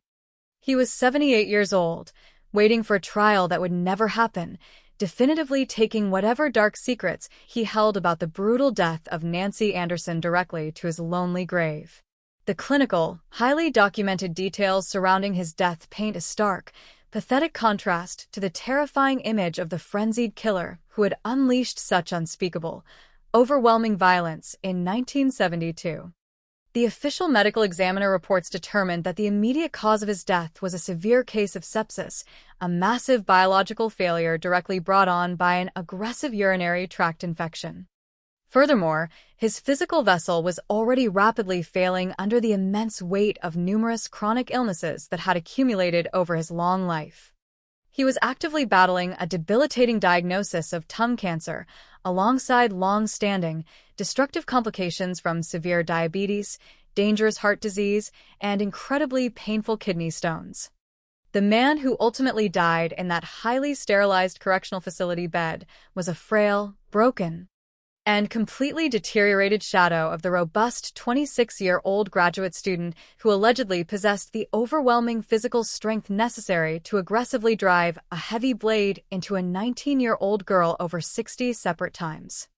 There is a deeply unsettling, almost poetic irony in the specific way his long life ended. The fundamental biology that had ultimately betrayed his carefully hidden identity through a microscopic drop of blood on a discarded towel had also entirely betrayed his physical survival just before he could face the severe legal consequences of his actions. His failing body simply surrendered to the overwhelming cascade of disease and infection, denying the state prosecutors the long-awaited opportunity to formally dismantle his decades of carefully constructed, entirely fraudulent freedom. The death was entirely natural, agonizingly slow, and thoroughly medically documented, representing a profound departure from the chaotic, sudden, and incredibly violent end that Nancy Anderson was tragically forced to endure alone on the floor of her Waikiki apartment. His sudden, medically induced death while in active police custody creates a massive, highly complicated legal void that permanently alters the historical and judicial record of this famous cold case. The absolute fundamental bedrock of the American criminal justice system is the unwavering presumption of innocence until guilt is definitively proven beyond a reasonable doubt in a formalized court of law. Because Tudor Chiarella died long before the prosecution could present their monumental genetic evidence to a judge, before a skilled defense attorney could attempt to challenge the complex genealogical methods, and most importantly, before a sworn jury could deliberate and deliver a legally binding verdict, he remains legally untainted by a criminal conviction. There will absolutely never be a guilty verdict officially entered into the permanent ledgers of the state of Hawaii for the horrific murder of Nancy Anderson. There was no grueling, highly adversarial cross-examination where the suspect might have accidentally revealed the deeply disturbing motive that drove the extreme physical overkill.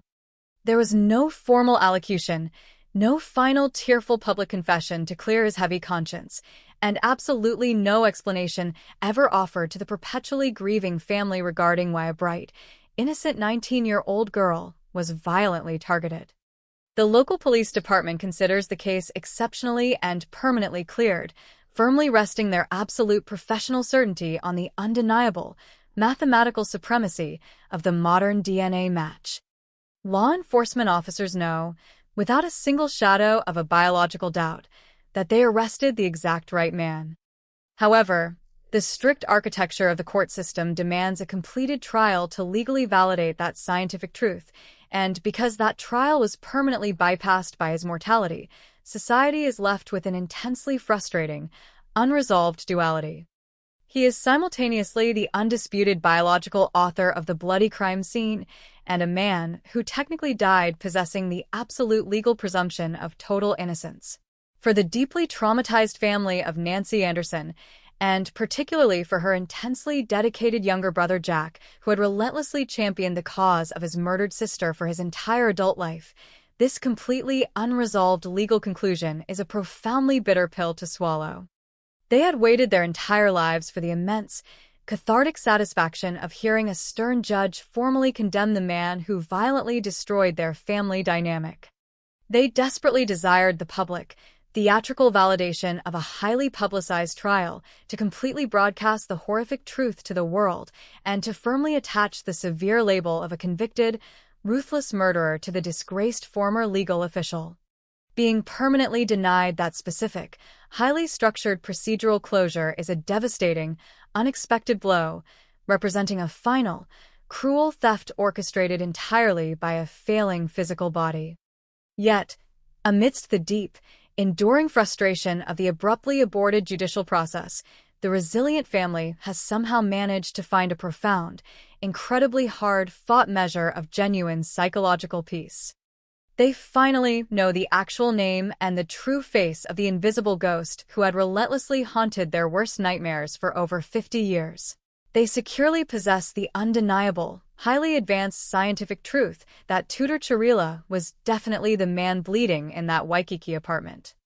Furthermore, there is a distinct, highly undeniable comfort found in the harsh, restrictive reality of his final days on Earth. He did not die peacefully or comfortably in a luxurious bed in his Nevada home, surrounded by the wealthy trappings of his highly successful legal career and the entirely false illusion of an honorable life.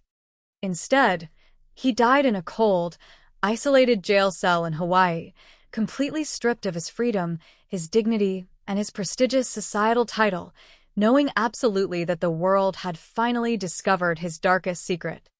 Jack Anderson continues to use this horrific tragedy to forcefully advocate for the greatly expanded use of genetic genealogy, deeply hoping to empower other desperate families waiting in the agonizing darkness of unsolved cold cases. When we step back and critically examine the entirety of the Aloha Drive anomaly, it stands as a monumental, historically significant testament to the incredible evolution of scientific knowledge and the beautiful, unbreakable endurance of deep familial love.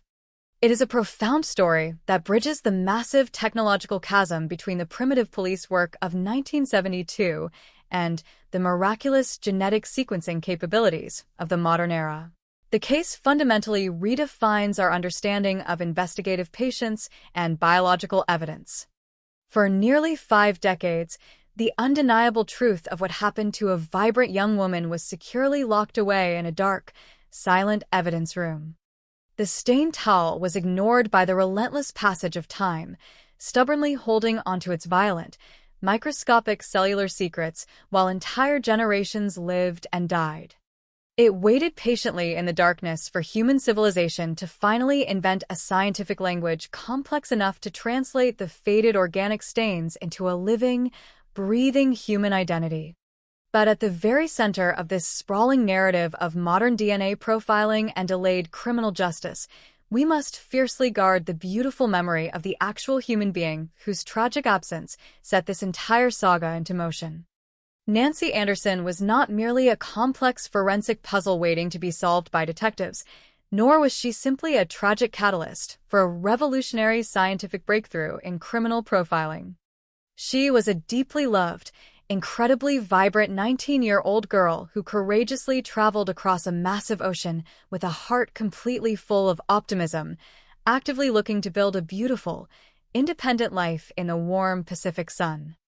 Her brutal murder was an absolute theft of infinite possibilities. While the formal justice system was ultimately cheated out of a highly anticipated final verdict by the biological frailties of an aging suspect, the relentless march of science successfully shattered the deep darkness.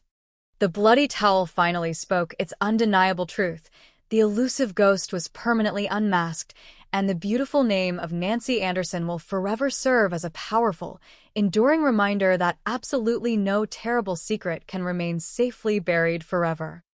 The legacy of the Aloha Drive tragedy extends far beyond the confines of a single Waikiki apartment and transcends the immediate agonizing grief experienced by the surviving members of the Anderson family, as it fundamentally redefines our collective understanding of enduring justice in the modern era. When a brutal cold case remains unsolved for nearly half a century, it slowly transforms from an active criminal investigation into a haunting urban legend that casts a permanent shadow over the community and serves as a terrifying reminder of human vulnerability. The profound resolution brought about by the miraculous advent of forensic genetic genealogy in this specific instance has permanently altered the landscape of criminal investigation by demonstrating that the relentless passage of time is no longer an impenetrable shield for those who commit unspeakable acts of violence. For decades, the perpetrator believed he had successfully outrun his own horrific actions by completely assimilating into a prestigious professional life and maintaining an entirely pristine legal record that shielded him from traditional law enforcement databases. He constructed a formidable fortress of societal respectability that allowed him to walk freely through the halls of justice, while simultaneously harboring the darkest imaginable secret completely undetected by the very legal system he was actively representing in the state of Nevada. This terrifying duality forces society to confront the deeply unsettling reality that monsters do not always lurk in the shadows but frequently hide in plain sight, cloaked in the protective garments of authority and professional prestige. The sudden shattering of that deceptive facade serves as a monumental warning to any individual who mistakenly believes they have successfully buried a violent past, because the science of genetic genealogy operates on a fundamental biological truth that absolutely cannot be erased or manipulated by human deception. Every single drop of blood left at a crime scene is a highly complex biological autobiography waiting patiently for the technological advancement necessary to successfully read its microscopic chapters and reveal the undeniable identity of its hidden author. The profound paradigm shift in forensic capabilities means that detectives are no longer strictly limited to searching for direct database matches derived from previous criminal convictions, but can instead weaponize the incredibly expansive branches of public ancestral networks to slowly encircle a suspect. This revolutionary investigative methodology effectively turns a perpetrator's own distant relatives into unwitting witnesses who silently testify against them through the undeniable mathematical certainty of shared chromosomal structures spanning multiple generations and massive geographical distances. The absolute triumph of this science in the Hawaiian investigation provides a massive beacon of hope for thousands of desperate families across the global landscape who continue to actively suffer in the suffocating darkness of unresolved historical homicides. Law enforcement agencies worldwide are now aggressively re-examining their most notorious cold cases with a renewed sense of intense optimism, knowing that the biological evidence carefully preserved in dark storage lockers for decades might finally possess the miraculous power to speak the definitive truth. However, the deeply frustrating anticlimactic conclusion to this specific judicial process also highlights the inherent limitations of relying entirely upon delayed scientific breakthroughs to deliver absolute justice, because the human biological vessel is incredibly fragile and constantly subjected to the merciless decay of natural aging. The sudden death of the primary suspect within the cold walls of a state correctional facility permanently robbed the victims of their rightful opportunity to confront the source of their lifelong agony in a highly structured courtroom setting, thereby denying them the profound psychological catharsis that typically accompanies a formal criminal conviction. This agonizing situation introduces a highly complex philosophical debate regarding the fundamental definition of closure and asks whether undeniable scientific identification can completely substitute for the rigid procedural validation traditionally provided by a sworn jury of peers and a presiding judge. For the immensely resilient brother who spent his entire adult existence fiercely advocating for his violently murdered sister, the permanent absence of a formal guilty verdict remains a deeply agonizing wound that simply cannot be entirely healed by the sheer mathematical perfection of a genetic match. Yet there is an undeniable measure of profound cosmic justice in the stark reality that the perpetrator spent his final days on Earth completely stripped of his carefully constructed prestigious identity and thoroughly exposed to the entire world as a ruthless killer who destroyed a 19-year-old girl.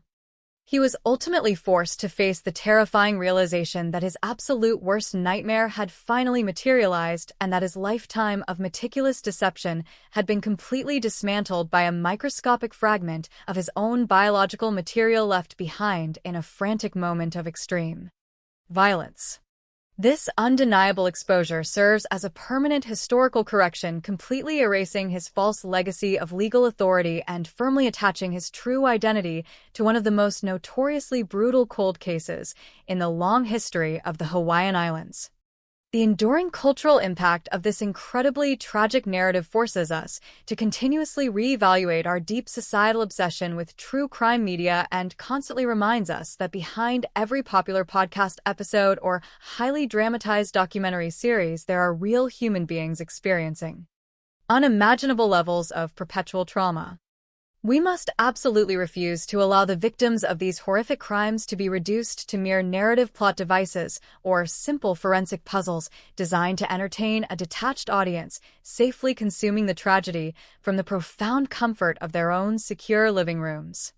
It is our collective moral responsibility to actively ensure that the bright, beautiful memory of the innocent life, violently extinguished, remains the absolute focal point of the story rather than allowing the dark, terrifying psychology of the perpetrator to completely dominate the historical discourse. The vibrant, optimistic spirit of a young woman eagerly seeking a beautiful new beginning in a tropical paradise must always shine significantly brighter than the deeply twisted malice of the phantom who cruelly intercepted her incredibly promising future. As the complex machinery of modern forensic science continues to rapidly evolve and become increasingly accessible to cold case investigative units across the entire country, we will undoubtedly witness a massive wave of similar historical mysteries finally being pushed toward definitive scientific resolution.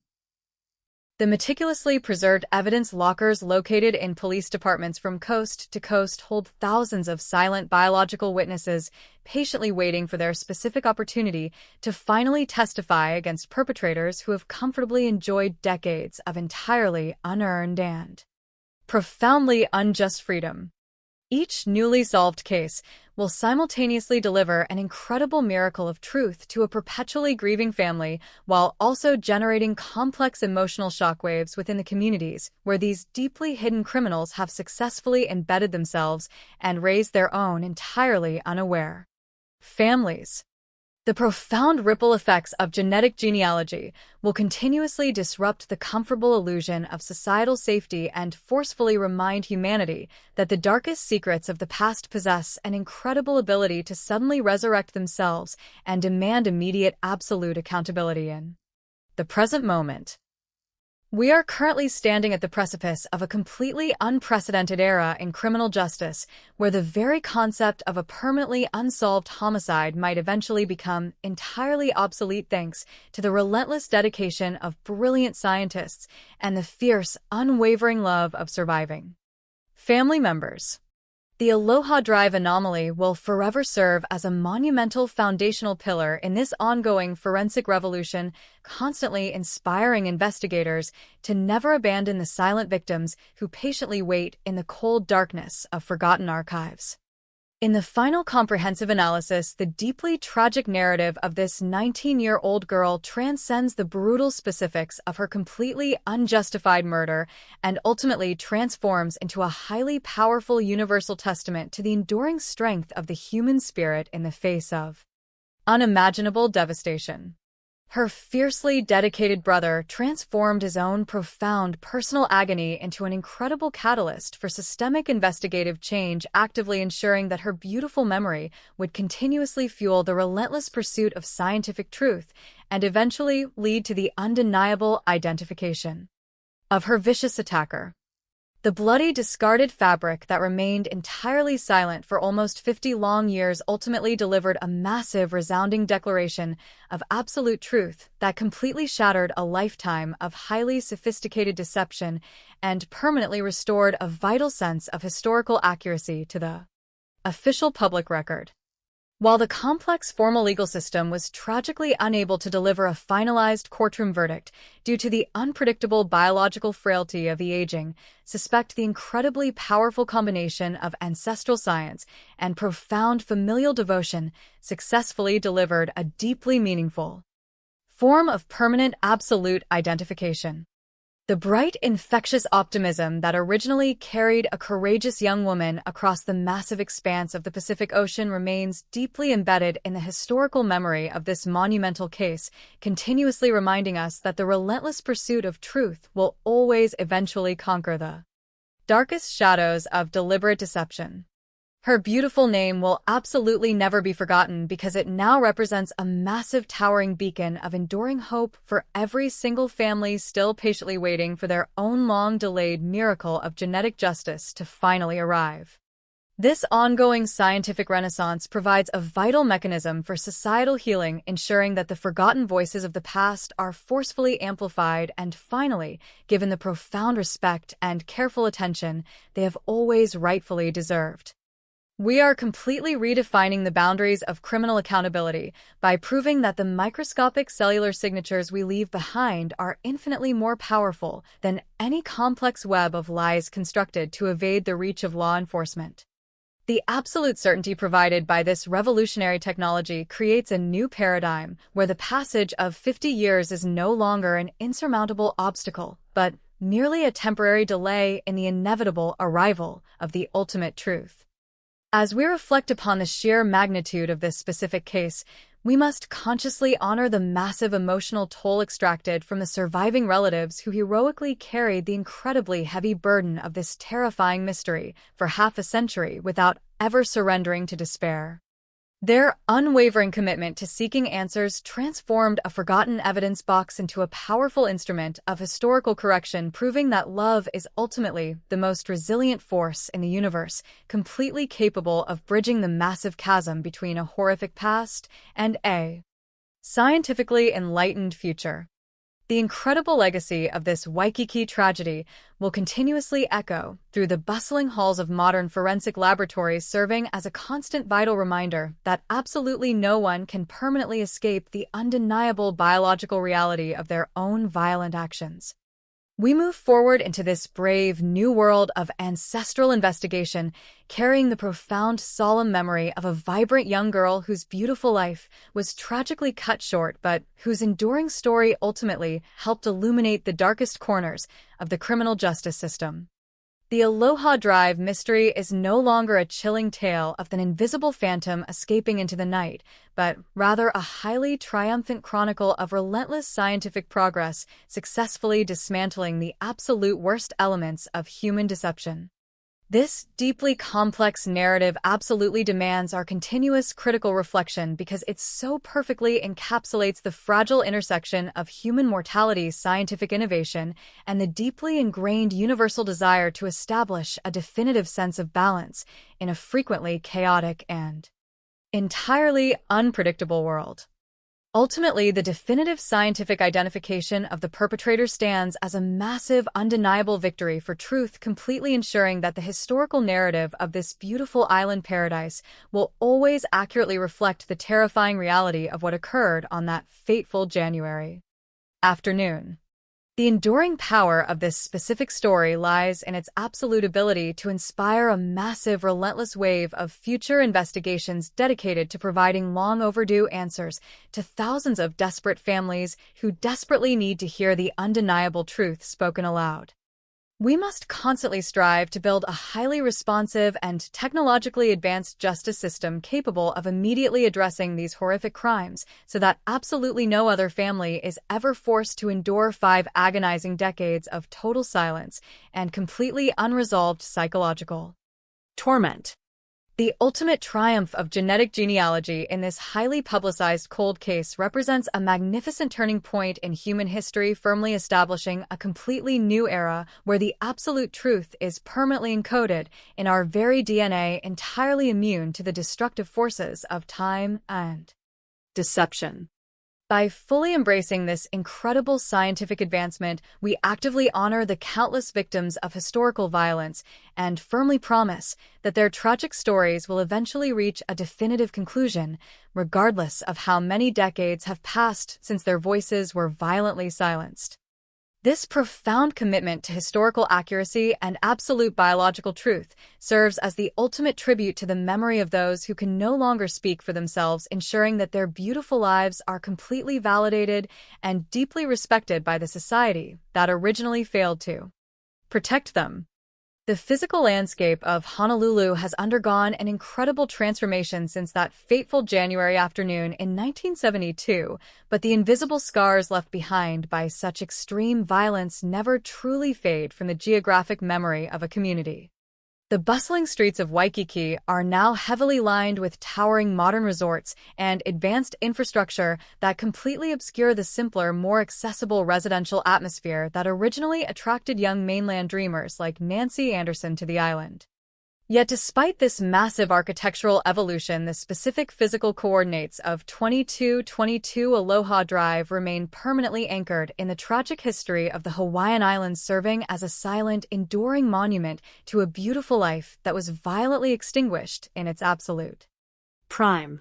When we carefully examine the immense chronological gap between the immediate aftermath of the horrific slaughter and the miraculous genetic breakthrough nearly 50 years later, we must profoundly consider the devastating psychological weight carried by the surviving family members who were forced to navigate a rapidly changing world while their hearts remained permanently tethered to that blood-soaked apartment. For Jack Anderson and his numerous siblings, the relentless passage of time did not offer any genuine therapeutic relief, but rather created a surreal, incredibly agonizing existence where they were continuously forced to age while their beloved sister remained perpetually frozen in time as a vibrant 19-year-old girl. Every single family milestone, every holiday gathering, and every personal achievement was deeply overshadowed by the massive suffocating void created by her sudden violent absence and the terrifying knowledge that her completely unprovoked killer was actively enjoying the fundamental human privilege of a continued existence. The sheer magnitude of their enduring familial love is beautifully demonstrated by their absolute refusal to simply surrender to the overwhelming darkness of an unsolved cold case, actively choosing instead to fiercely preserve her memory and relentlessly push law enforcement agencies to utilize every available technological advancement. This unwavering emotional stamina ultimately transformed their profound personal grief into a powerful catalyst for immense systemic change, directly leading to the incredibly bold application of forensic genetic genealogy that finally unmasked the invisible phantom who had successfully haunted their nightmares for half a century. The intricate science of extracting a highly degraded microscopic cellular signature from a 50-year-old discarded towel and successfully utilizing it to navigate the incredibly complex branches of public ancestral networks represents an absolute pinnacle of human ingenuity and our collective dedication to historical truth. It completely shatters the deeply flawed assumption that a meticulously executed crime can simply be erased by the sheer volume of passing decades, forcefully proving that our fundamental biological makeup contains an undeniable permanent record of our physical actions that simply cannot be negotiated away or hidden behind a prestigious professional title. Tudor Chirila spent 5 decades carefully constructing an incredibly formidable armor of societal respectability, actively serving as a high-ranking legal official in the state of Nevada and confidently walking through the highly structured corridors of the American justice system while secretly harboring the darkest imaginable truth. He operated under the deeply arrogant assumption that his pristine lack of a felony criminal record would permanently shield him from the modern technological dragnet, entirely failing to realize that his own distant relatives would ultimately serve as the unwitting biological witnesses who would inevitably lead the Honolulu cold case detectives directly to his Nevada doorstep. The profound cosmic irony of his eventual capture is absolutely staggering because the very legal system he proudly represented for his entire professional career was ultimately weaponized against him, perfectly demonstrating that absolute truth will always eventually penetrate even the most sophisticated layers of deliberate human deception. The highly anticipated legal reckoning that was supposed to occur within a formal Hawaiian courtroom was tragically intercepted by the severe biological realities of a rapidly failing physical body, effectively denying the traumatized victims the deeply cathartic experience of watching a sworn jury deliver a legally binding verdict of absolute guilt. The stark clinical reality of his miserable final days spent deteriorating in a cold, isolated cell at the Oahu Community Correctional Center, suffering immensely from an aggressive cascade of terminal illnesses including severe sepsis, tongue cancer, and debilitating heart disease, provides a deeply unsettling but highly necessary sense of ultimate cosmic justice. He did not pass away surrounded by the luxurious comforts of his carefully stolen freedom or the false respect of his completely deceived professional peers, but rather died as a formally accused murderer, completely stripped of his formidable legal titles and thoroughly exposed to the entire world as the ruthless monster who brutally slaughtered an innocent young woman. This highly complex, unresolved judicial conclusion forces society to profoundly reconsider our rigid, traditional definitions of criminal closure, actively challenging us to deeply appreciate the monumental absolute certainty provided by modern scientific identification, even when it is entirely disconnected from a finalized courtroom procedure. The flawless mathematical perfection of the genetic match linking his fresh cellular sample directly to the horrific 1972 crime scene provides an undeniable form of biological justice that completely transcends the highly restrictive procedural requirements of the formal legal architecture. We must collectively acknowledge that while a guilty verdict represents the ultimate pinnacle of legal accountability, the sheer ability to finally attach a verified human name to a deeply terrifying historical nightmare offers a profoundly vital form of psychological peace to the individuals who have suffered in absolute silence for 50 years. The deeply enduring legacy of this incredibly famous cold case will actively continue to reverberate through the bustling halls of modern police departments, continuously inspiring dedicated cold case investigators to forcefully reopen their oldest forgotten files and aggressively apply these Miraculo-généalogical technique. There are thousands of highly degraded biological samples currently resting in dark temperature-controlled evidence lockers across the global landscape, waiting incredibly patiently for the exact moment when dedicated scientists will finally extract their deeply hidden secrets and dramatically rewrite the completely inaccurate historical narratives of completely unsolved homicides. Every single time one of these silent cellular witnesses is successfully translated into a definitive suspect identification, it completely reinforces the beautiful, incredibly powerful message that absolutely no victim is ever truly forgotten and that the relentless human pursuit of ultimate truth possesses an infinite, highly regenerative stamina. As we move completely forward into this profoundly unprecedented era of highly advanced genetic investigation, we must deeply commit ourselves to constantly remembering the beautiful, fragile human lives that frequently serve as the initial tragic catalysts for these massive technological revolutions.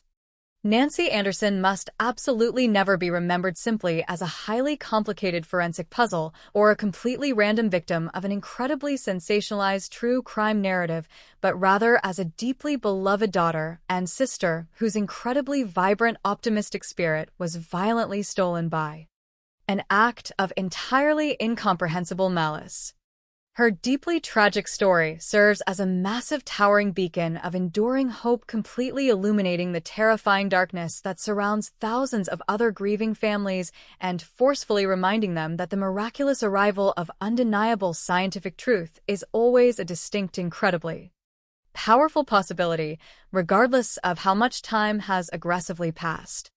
We are currently witnessing a massive historical paradigm shift where the fundamental microscopic building blocks of human life are actively being utilized to successfully dismantle the deeply entrenched fortresses of violent deception, entirely, completely reshaping our profound collective understanding of accountability, and historical memory.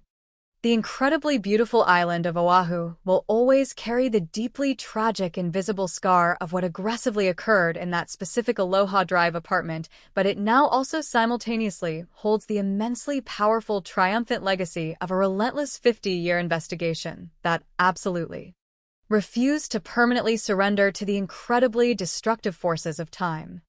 The incredible, unwavering dedication of the Honolulu police detectives who carefully preserved the original bloody towel combined with the highly innovative brilliance of modern genetic genealogists and the fiercely beautiful, unconditional love of the surviving Anderson family created an absolutely unstoppable force that completely conquered a lifetime of highly sophisticated lies.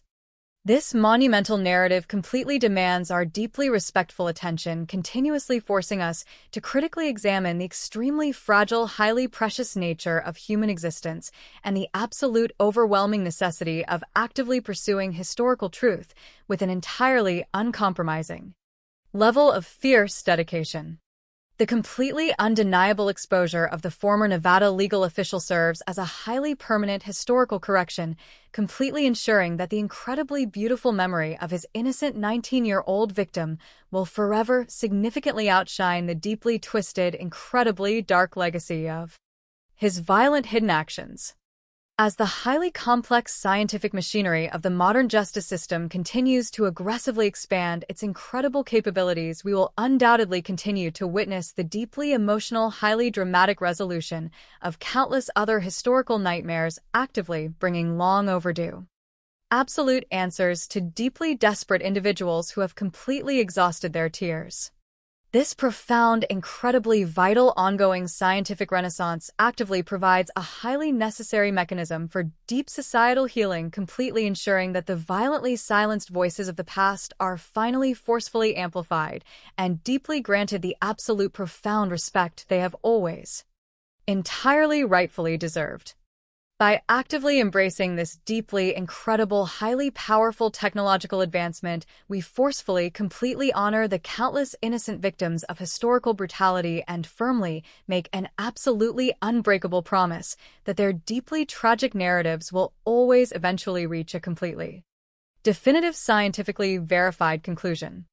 This absolutely profound, highly unwavering commitment to establishing total historical accuracy and absolute undeniable biological truth serves as the incredibly ultimate beautiful tribute to the precious memory of those who can completely no longer actively speak for themselves, entirely ensuring that their deeply beautiful lives are finally completely validated and immensely respected by the modern society that tragically originally failed to aggressively protect them from sudden, unpredictable violence. The incredibly powerful, highly resonant story of the Aloha Drive anomaly has absolutely completely transformed from a deeply terrifying, incredibly dark urban legend into a highly magnificent, incredibly towering testament to the absolute ultimate triumph of human love and revolutionary forensic science, completely ensuring that the beautiful bright light of Nancy Anderson will absolutely forever continue to brilliantly shine through the incredibly heavy fog of historical time. This entirely unprecedented era of absolute forensic accountability completely guarantees that the dark shadows of the past can absolutely never remain permanently hidden from the incredibly powerful, blinding light of modern investigative truth, constantly reminding us that we stand together, completely united in this profound ongoing pursuit of total justice, entirely dedicated to her beautiful, timeless memory forever. The profound reverberations of the Aloha Drive anomaly continue to completely resonate throughout the deeply interconnected realms of modern forensic science and the incredibly complex architecture of the American criminal justice system, permanently altering our fundamental understanding of historical accountability. When we actively choose to deeply reflect upon the sheer magnitude of this incredibly historic cold case, we must constantly recognize that the relentless passage of time possesses a highly dualistic nature, simultaneously serving as both an incredible shield for the guilty and a profoundly agonizing weight for the surviving victims. For 5 incredibly long decades, the violent perpetrator successfully utilized the sheer volume of passing years to construct an entirely impenetrable fortress of societal respectability, deliberately hiding behind his highly prestigious professional titles and completely manipulating the inherent limitations of primitive law enforcement technology. He confidently operated under the deeply arrogant assumption that his horrific actions in that sun-drenched Waikiki apartment had been entirely erased by the relentless march of the calendar, completely failing to comprehend that the fundamental biological truth of his violent malice had been meticulously preserved in a dark evidence locker. This incredible juxtaposition between his highly successful public life and his deeply terrifying secret existence forces society to critically examine the frightening reality that profound evil frequently exists completely undetected within the most highly respected echelons of our modern professional communities. The sudden, completely devastating collapse of his carefully constructed reality serves as a massive monumental warning to any individual who mistakenly believes they can permanently outrun the undeniable biological consequences of their own violent actions.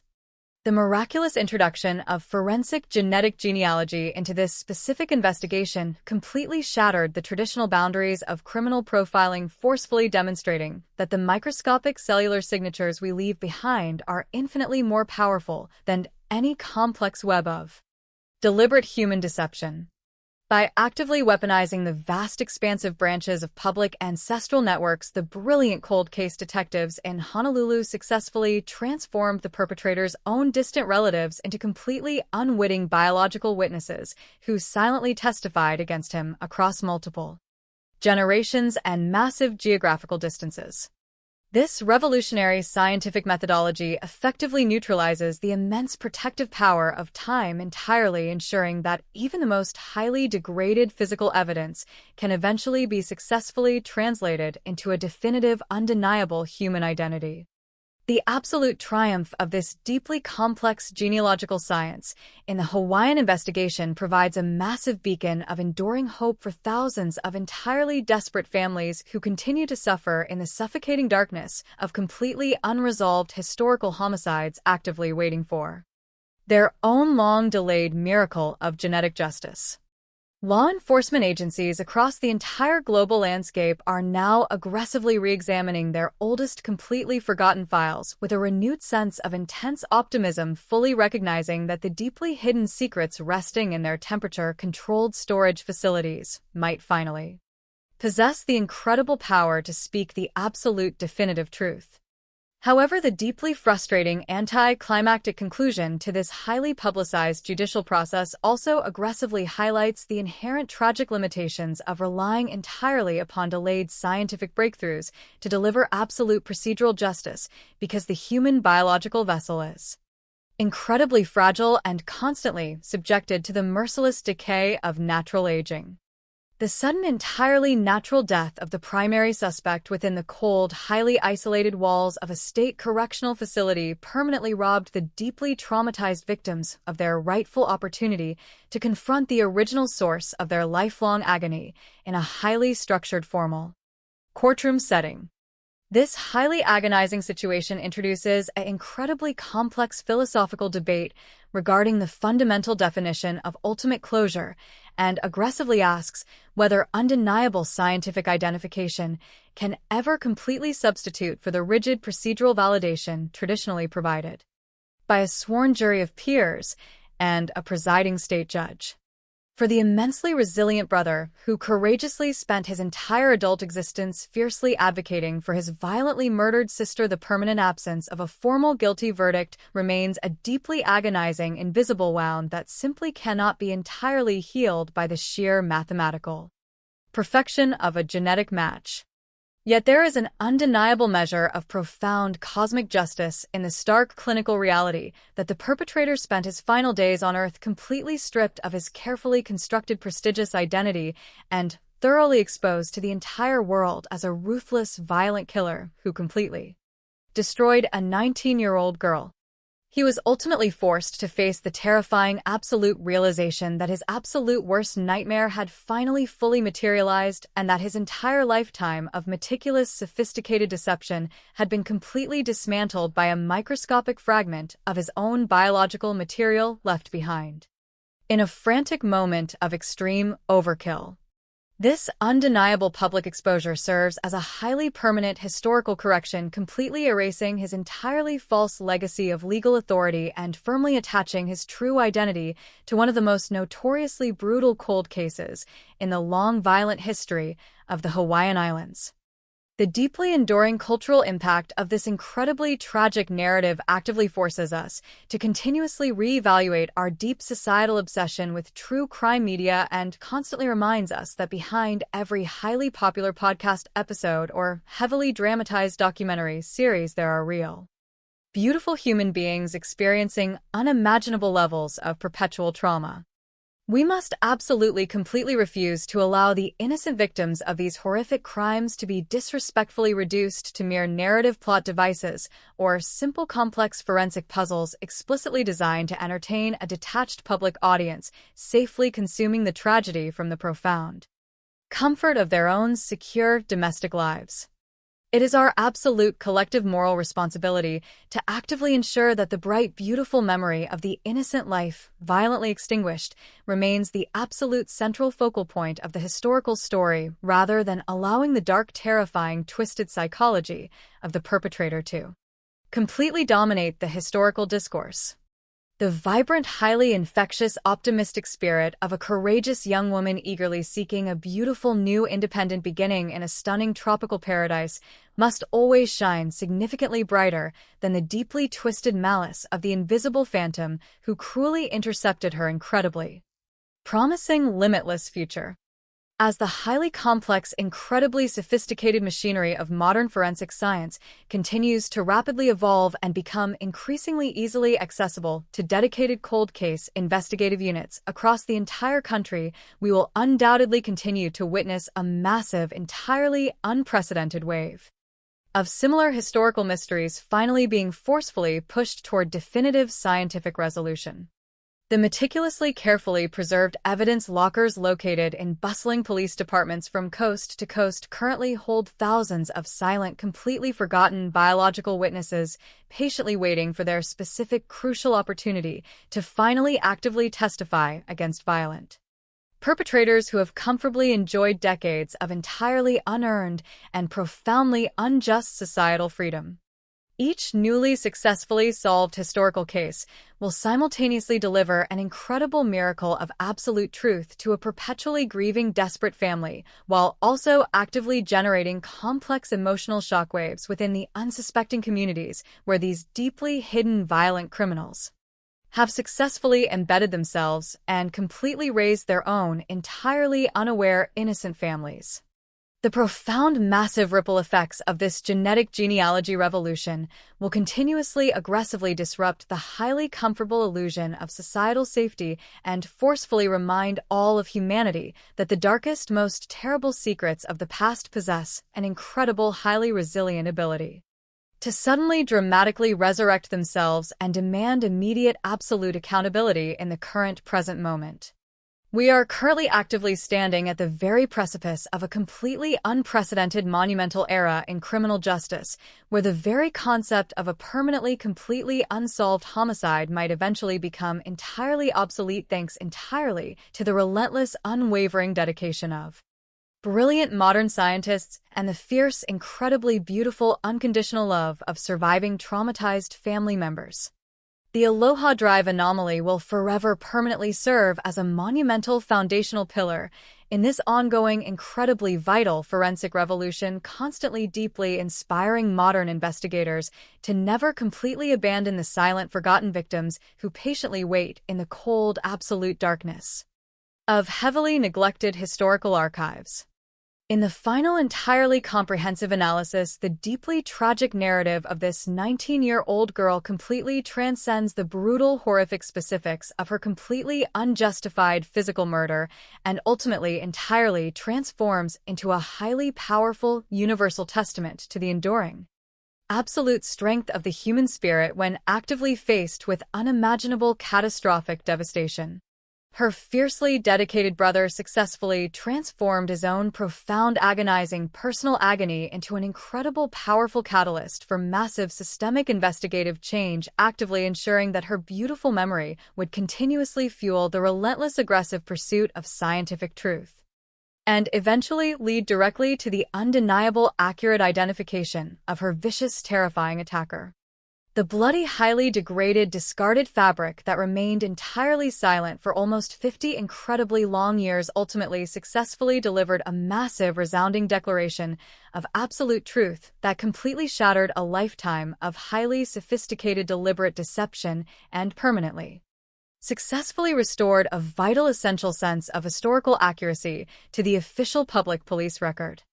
While the complex, highly structured, formal legal system was tragically ultimately unable to deliver a finalized courtroom verdict entirely due to the unpredictable biological frailty of the rapidly aging, suspect the incredibly powerful combination of highly advanced ancestral science and profound, deeply enduring familial devotion successfully delivered a deeply meaningful, entirely permanent form of absolute physical identification. The bright, beautifully infectious optimism that originally bravely carried a courageous young woman across the massive, vast expanse of the Pacific Ocean remains deeply, permanently embedded in the incredibly historic memory of this monumental, complex case, continuously, powerfully reminding us that the relentless, dedicated pursuit of truth will always eventually entirely conquer the darkest, most terrifying shadows of deliberate human deception. Her beautiful, timeless name will absolutely never be entirely forgotten because it now firmly represents a massive, towering beacon of enduring, profound hope for every single traumatized family still incredibly patiently waiting for their own long-delayed miracle of absolute genetic justice to finally beautifully arrive. This ongoing, incredibly vital scientific renaissance actively provides a highly necessary, crucial mechanism for deep societal healing, completely ensuring that the violently, permanently silenced voices of the past are finally forcefully amplified and deeply granted the absolute profound respect they have always entirely, rightfully, completely deserved. We are completely, entirely redefining the rigid boundaries of criminal accountability by forcefully proving that the microscopic, highly complex cellular signatures we unconsciously leave behind are infinitely more incredibly powerful than any complex, sophisticated web of lies deliberately constructed to actively evade the long reach of modern law enforcement.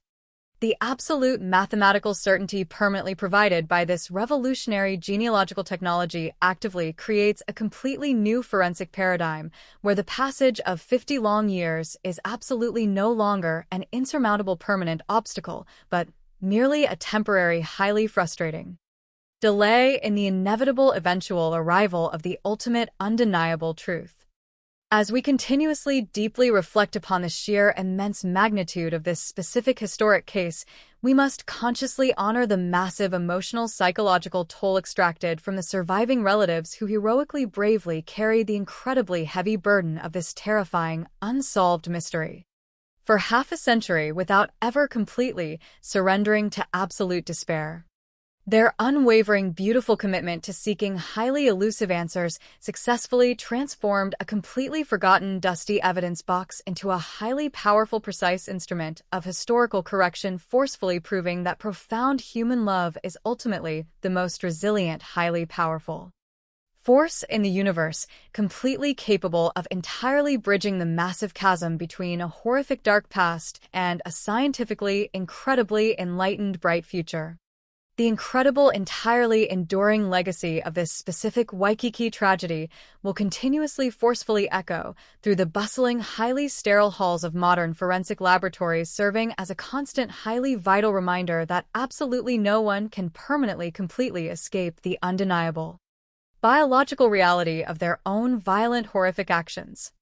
We actively move forward into this highly brave, entirely new world of ancestral genetic investigation, proudly carrying the profound, solemn, beautiful memory of a vibrant young girl whose beautiful, promising life was tragically, incredibly, violently cut short, but whose enduring, powerful story ultimately successfully helped illuminate the darkest, entirely forgotten corners of the American criminal justice system.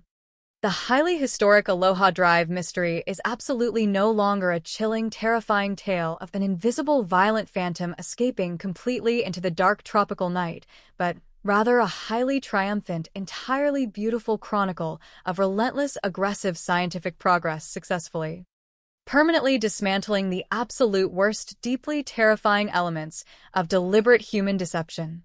This deeply, highly complex historic narrative absolutely completely demands our continuous critical intellectual reflection because it so perfectly, entirely encapsulates the incredibly fragile, highly dangerous intersection of human mortality, scientific forensic innovation, and the deeply ingrained, beautiful universal desire to actively establish a definitive, highly necessary sense of balance in a frequently chaotic and entirely highly unpredictable modern world.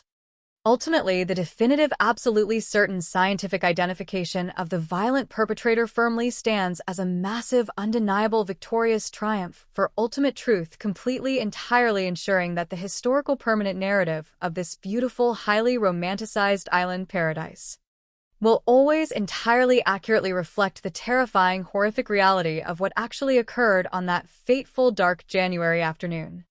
The deeply enduring, completely undeniable power of this specific historic story firmly lies in its absolute highly proven ability to continuously inspire a massive, relentless, entirely unstoppable wave of future complex investigations completely dedicated to finally actively providing long overdue absolute answers to thousands of entirely desperate, traumatized families who desperately, intensely need to finally hear the undeniable absolute truth spoken completely aloud.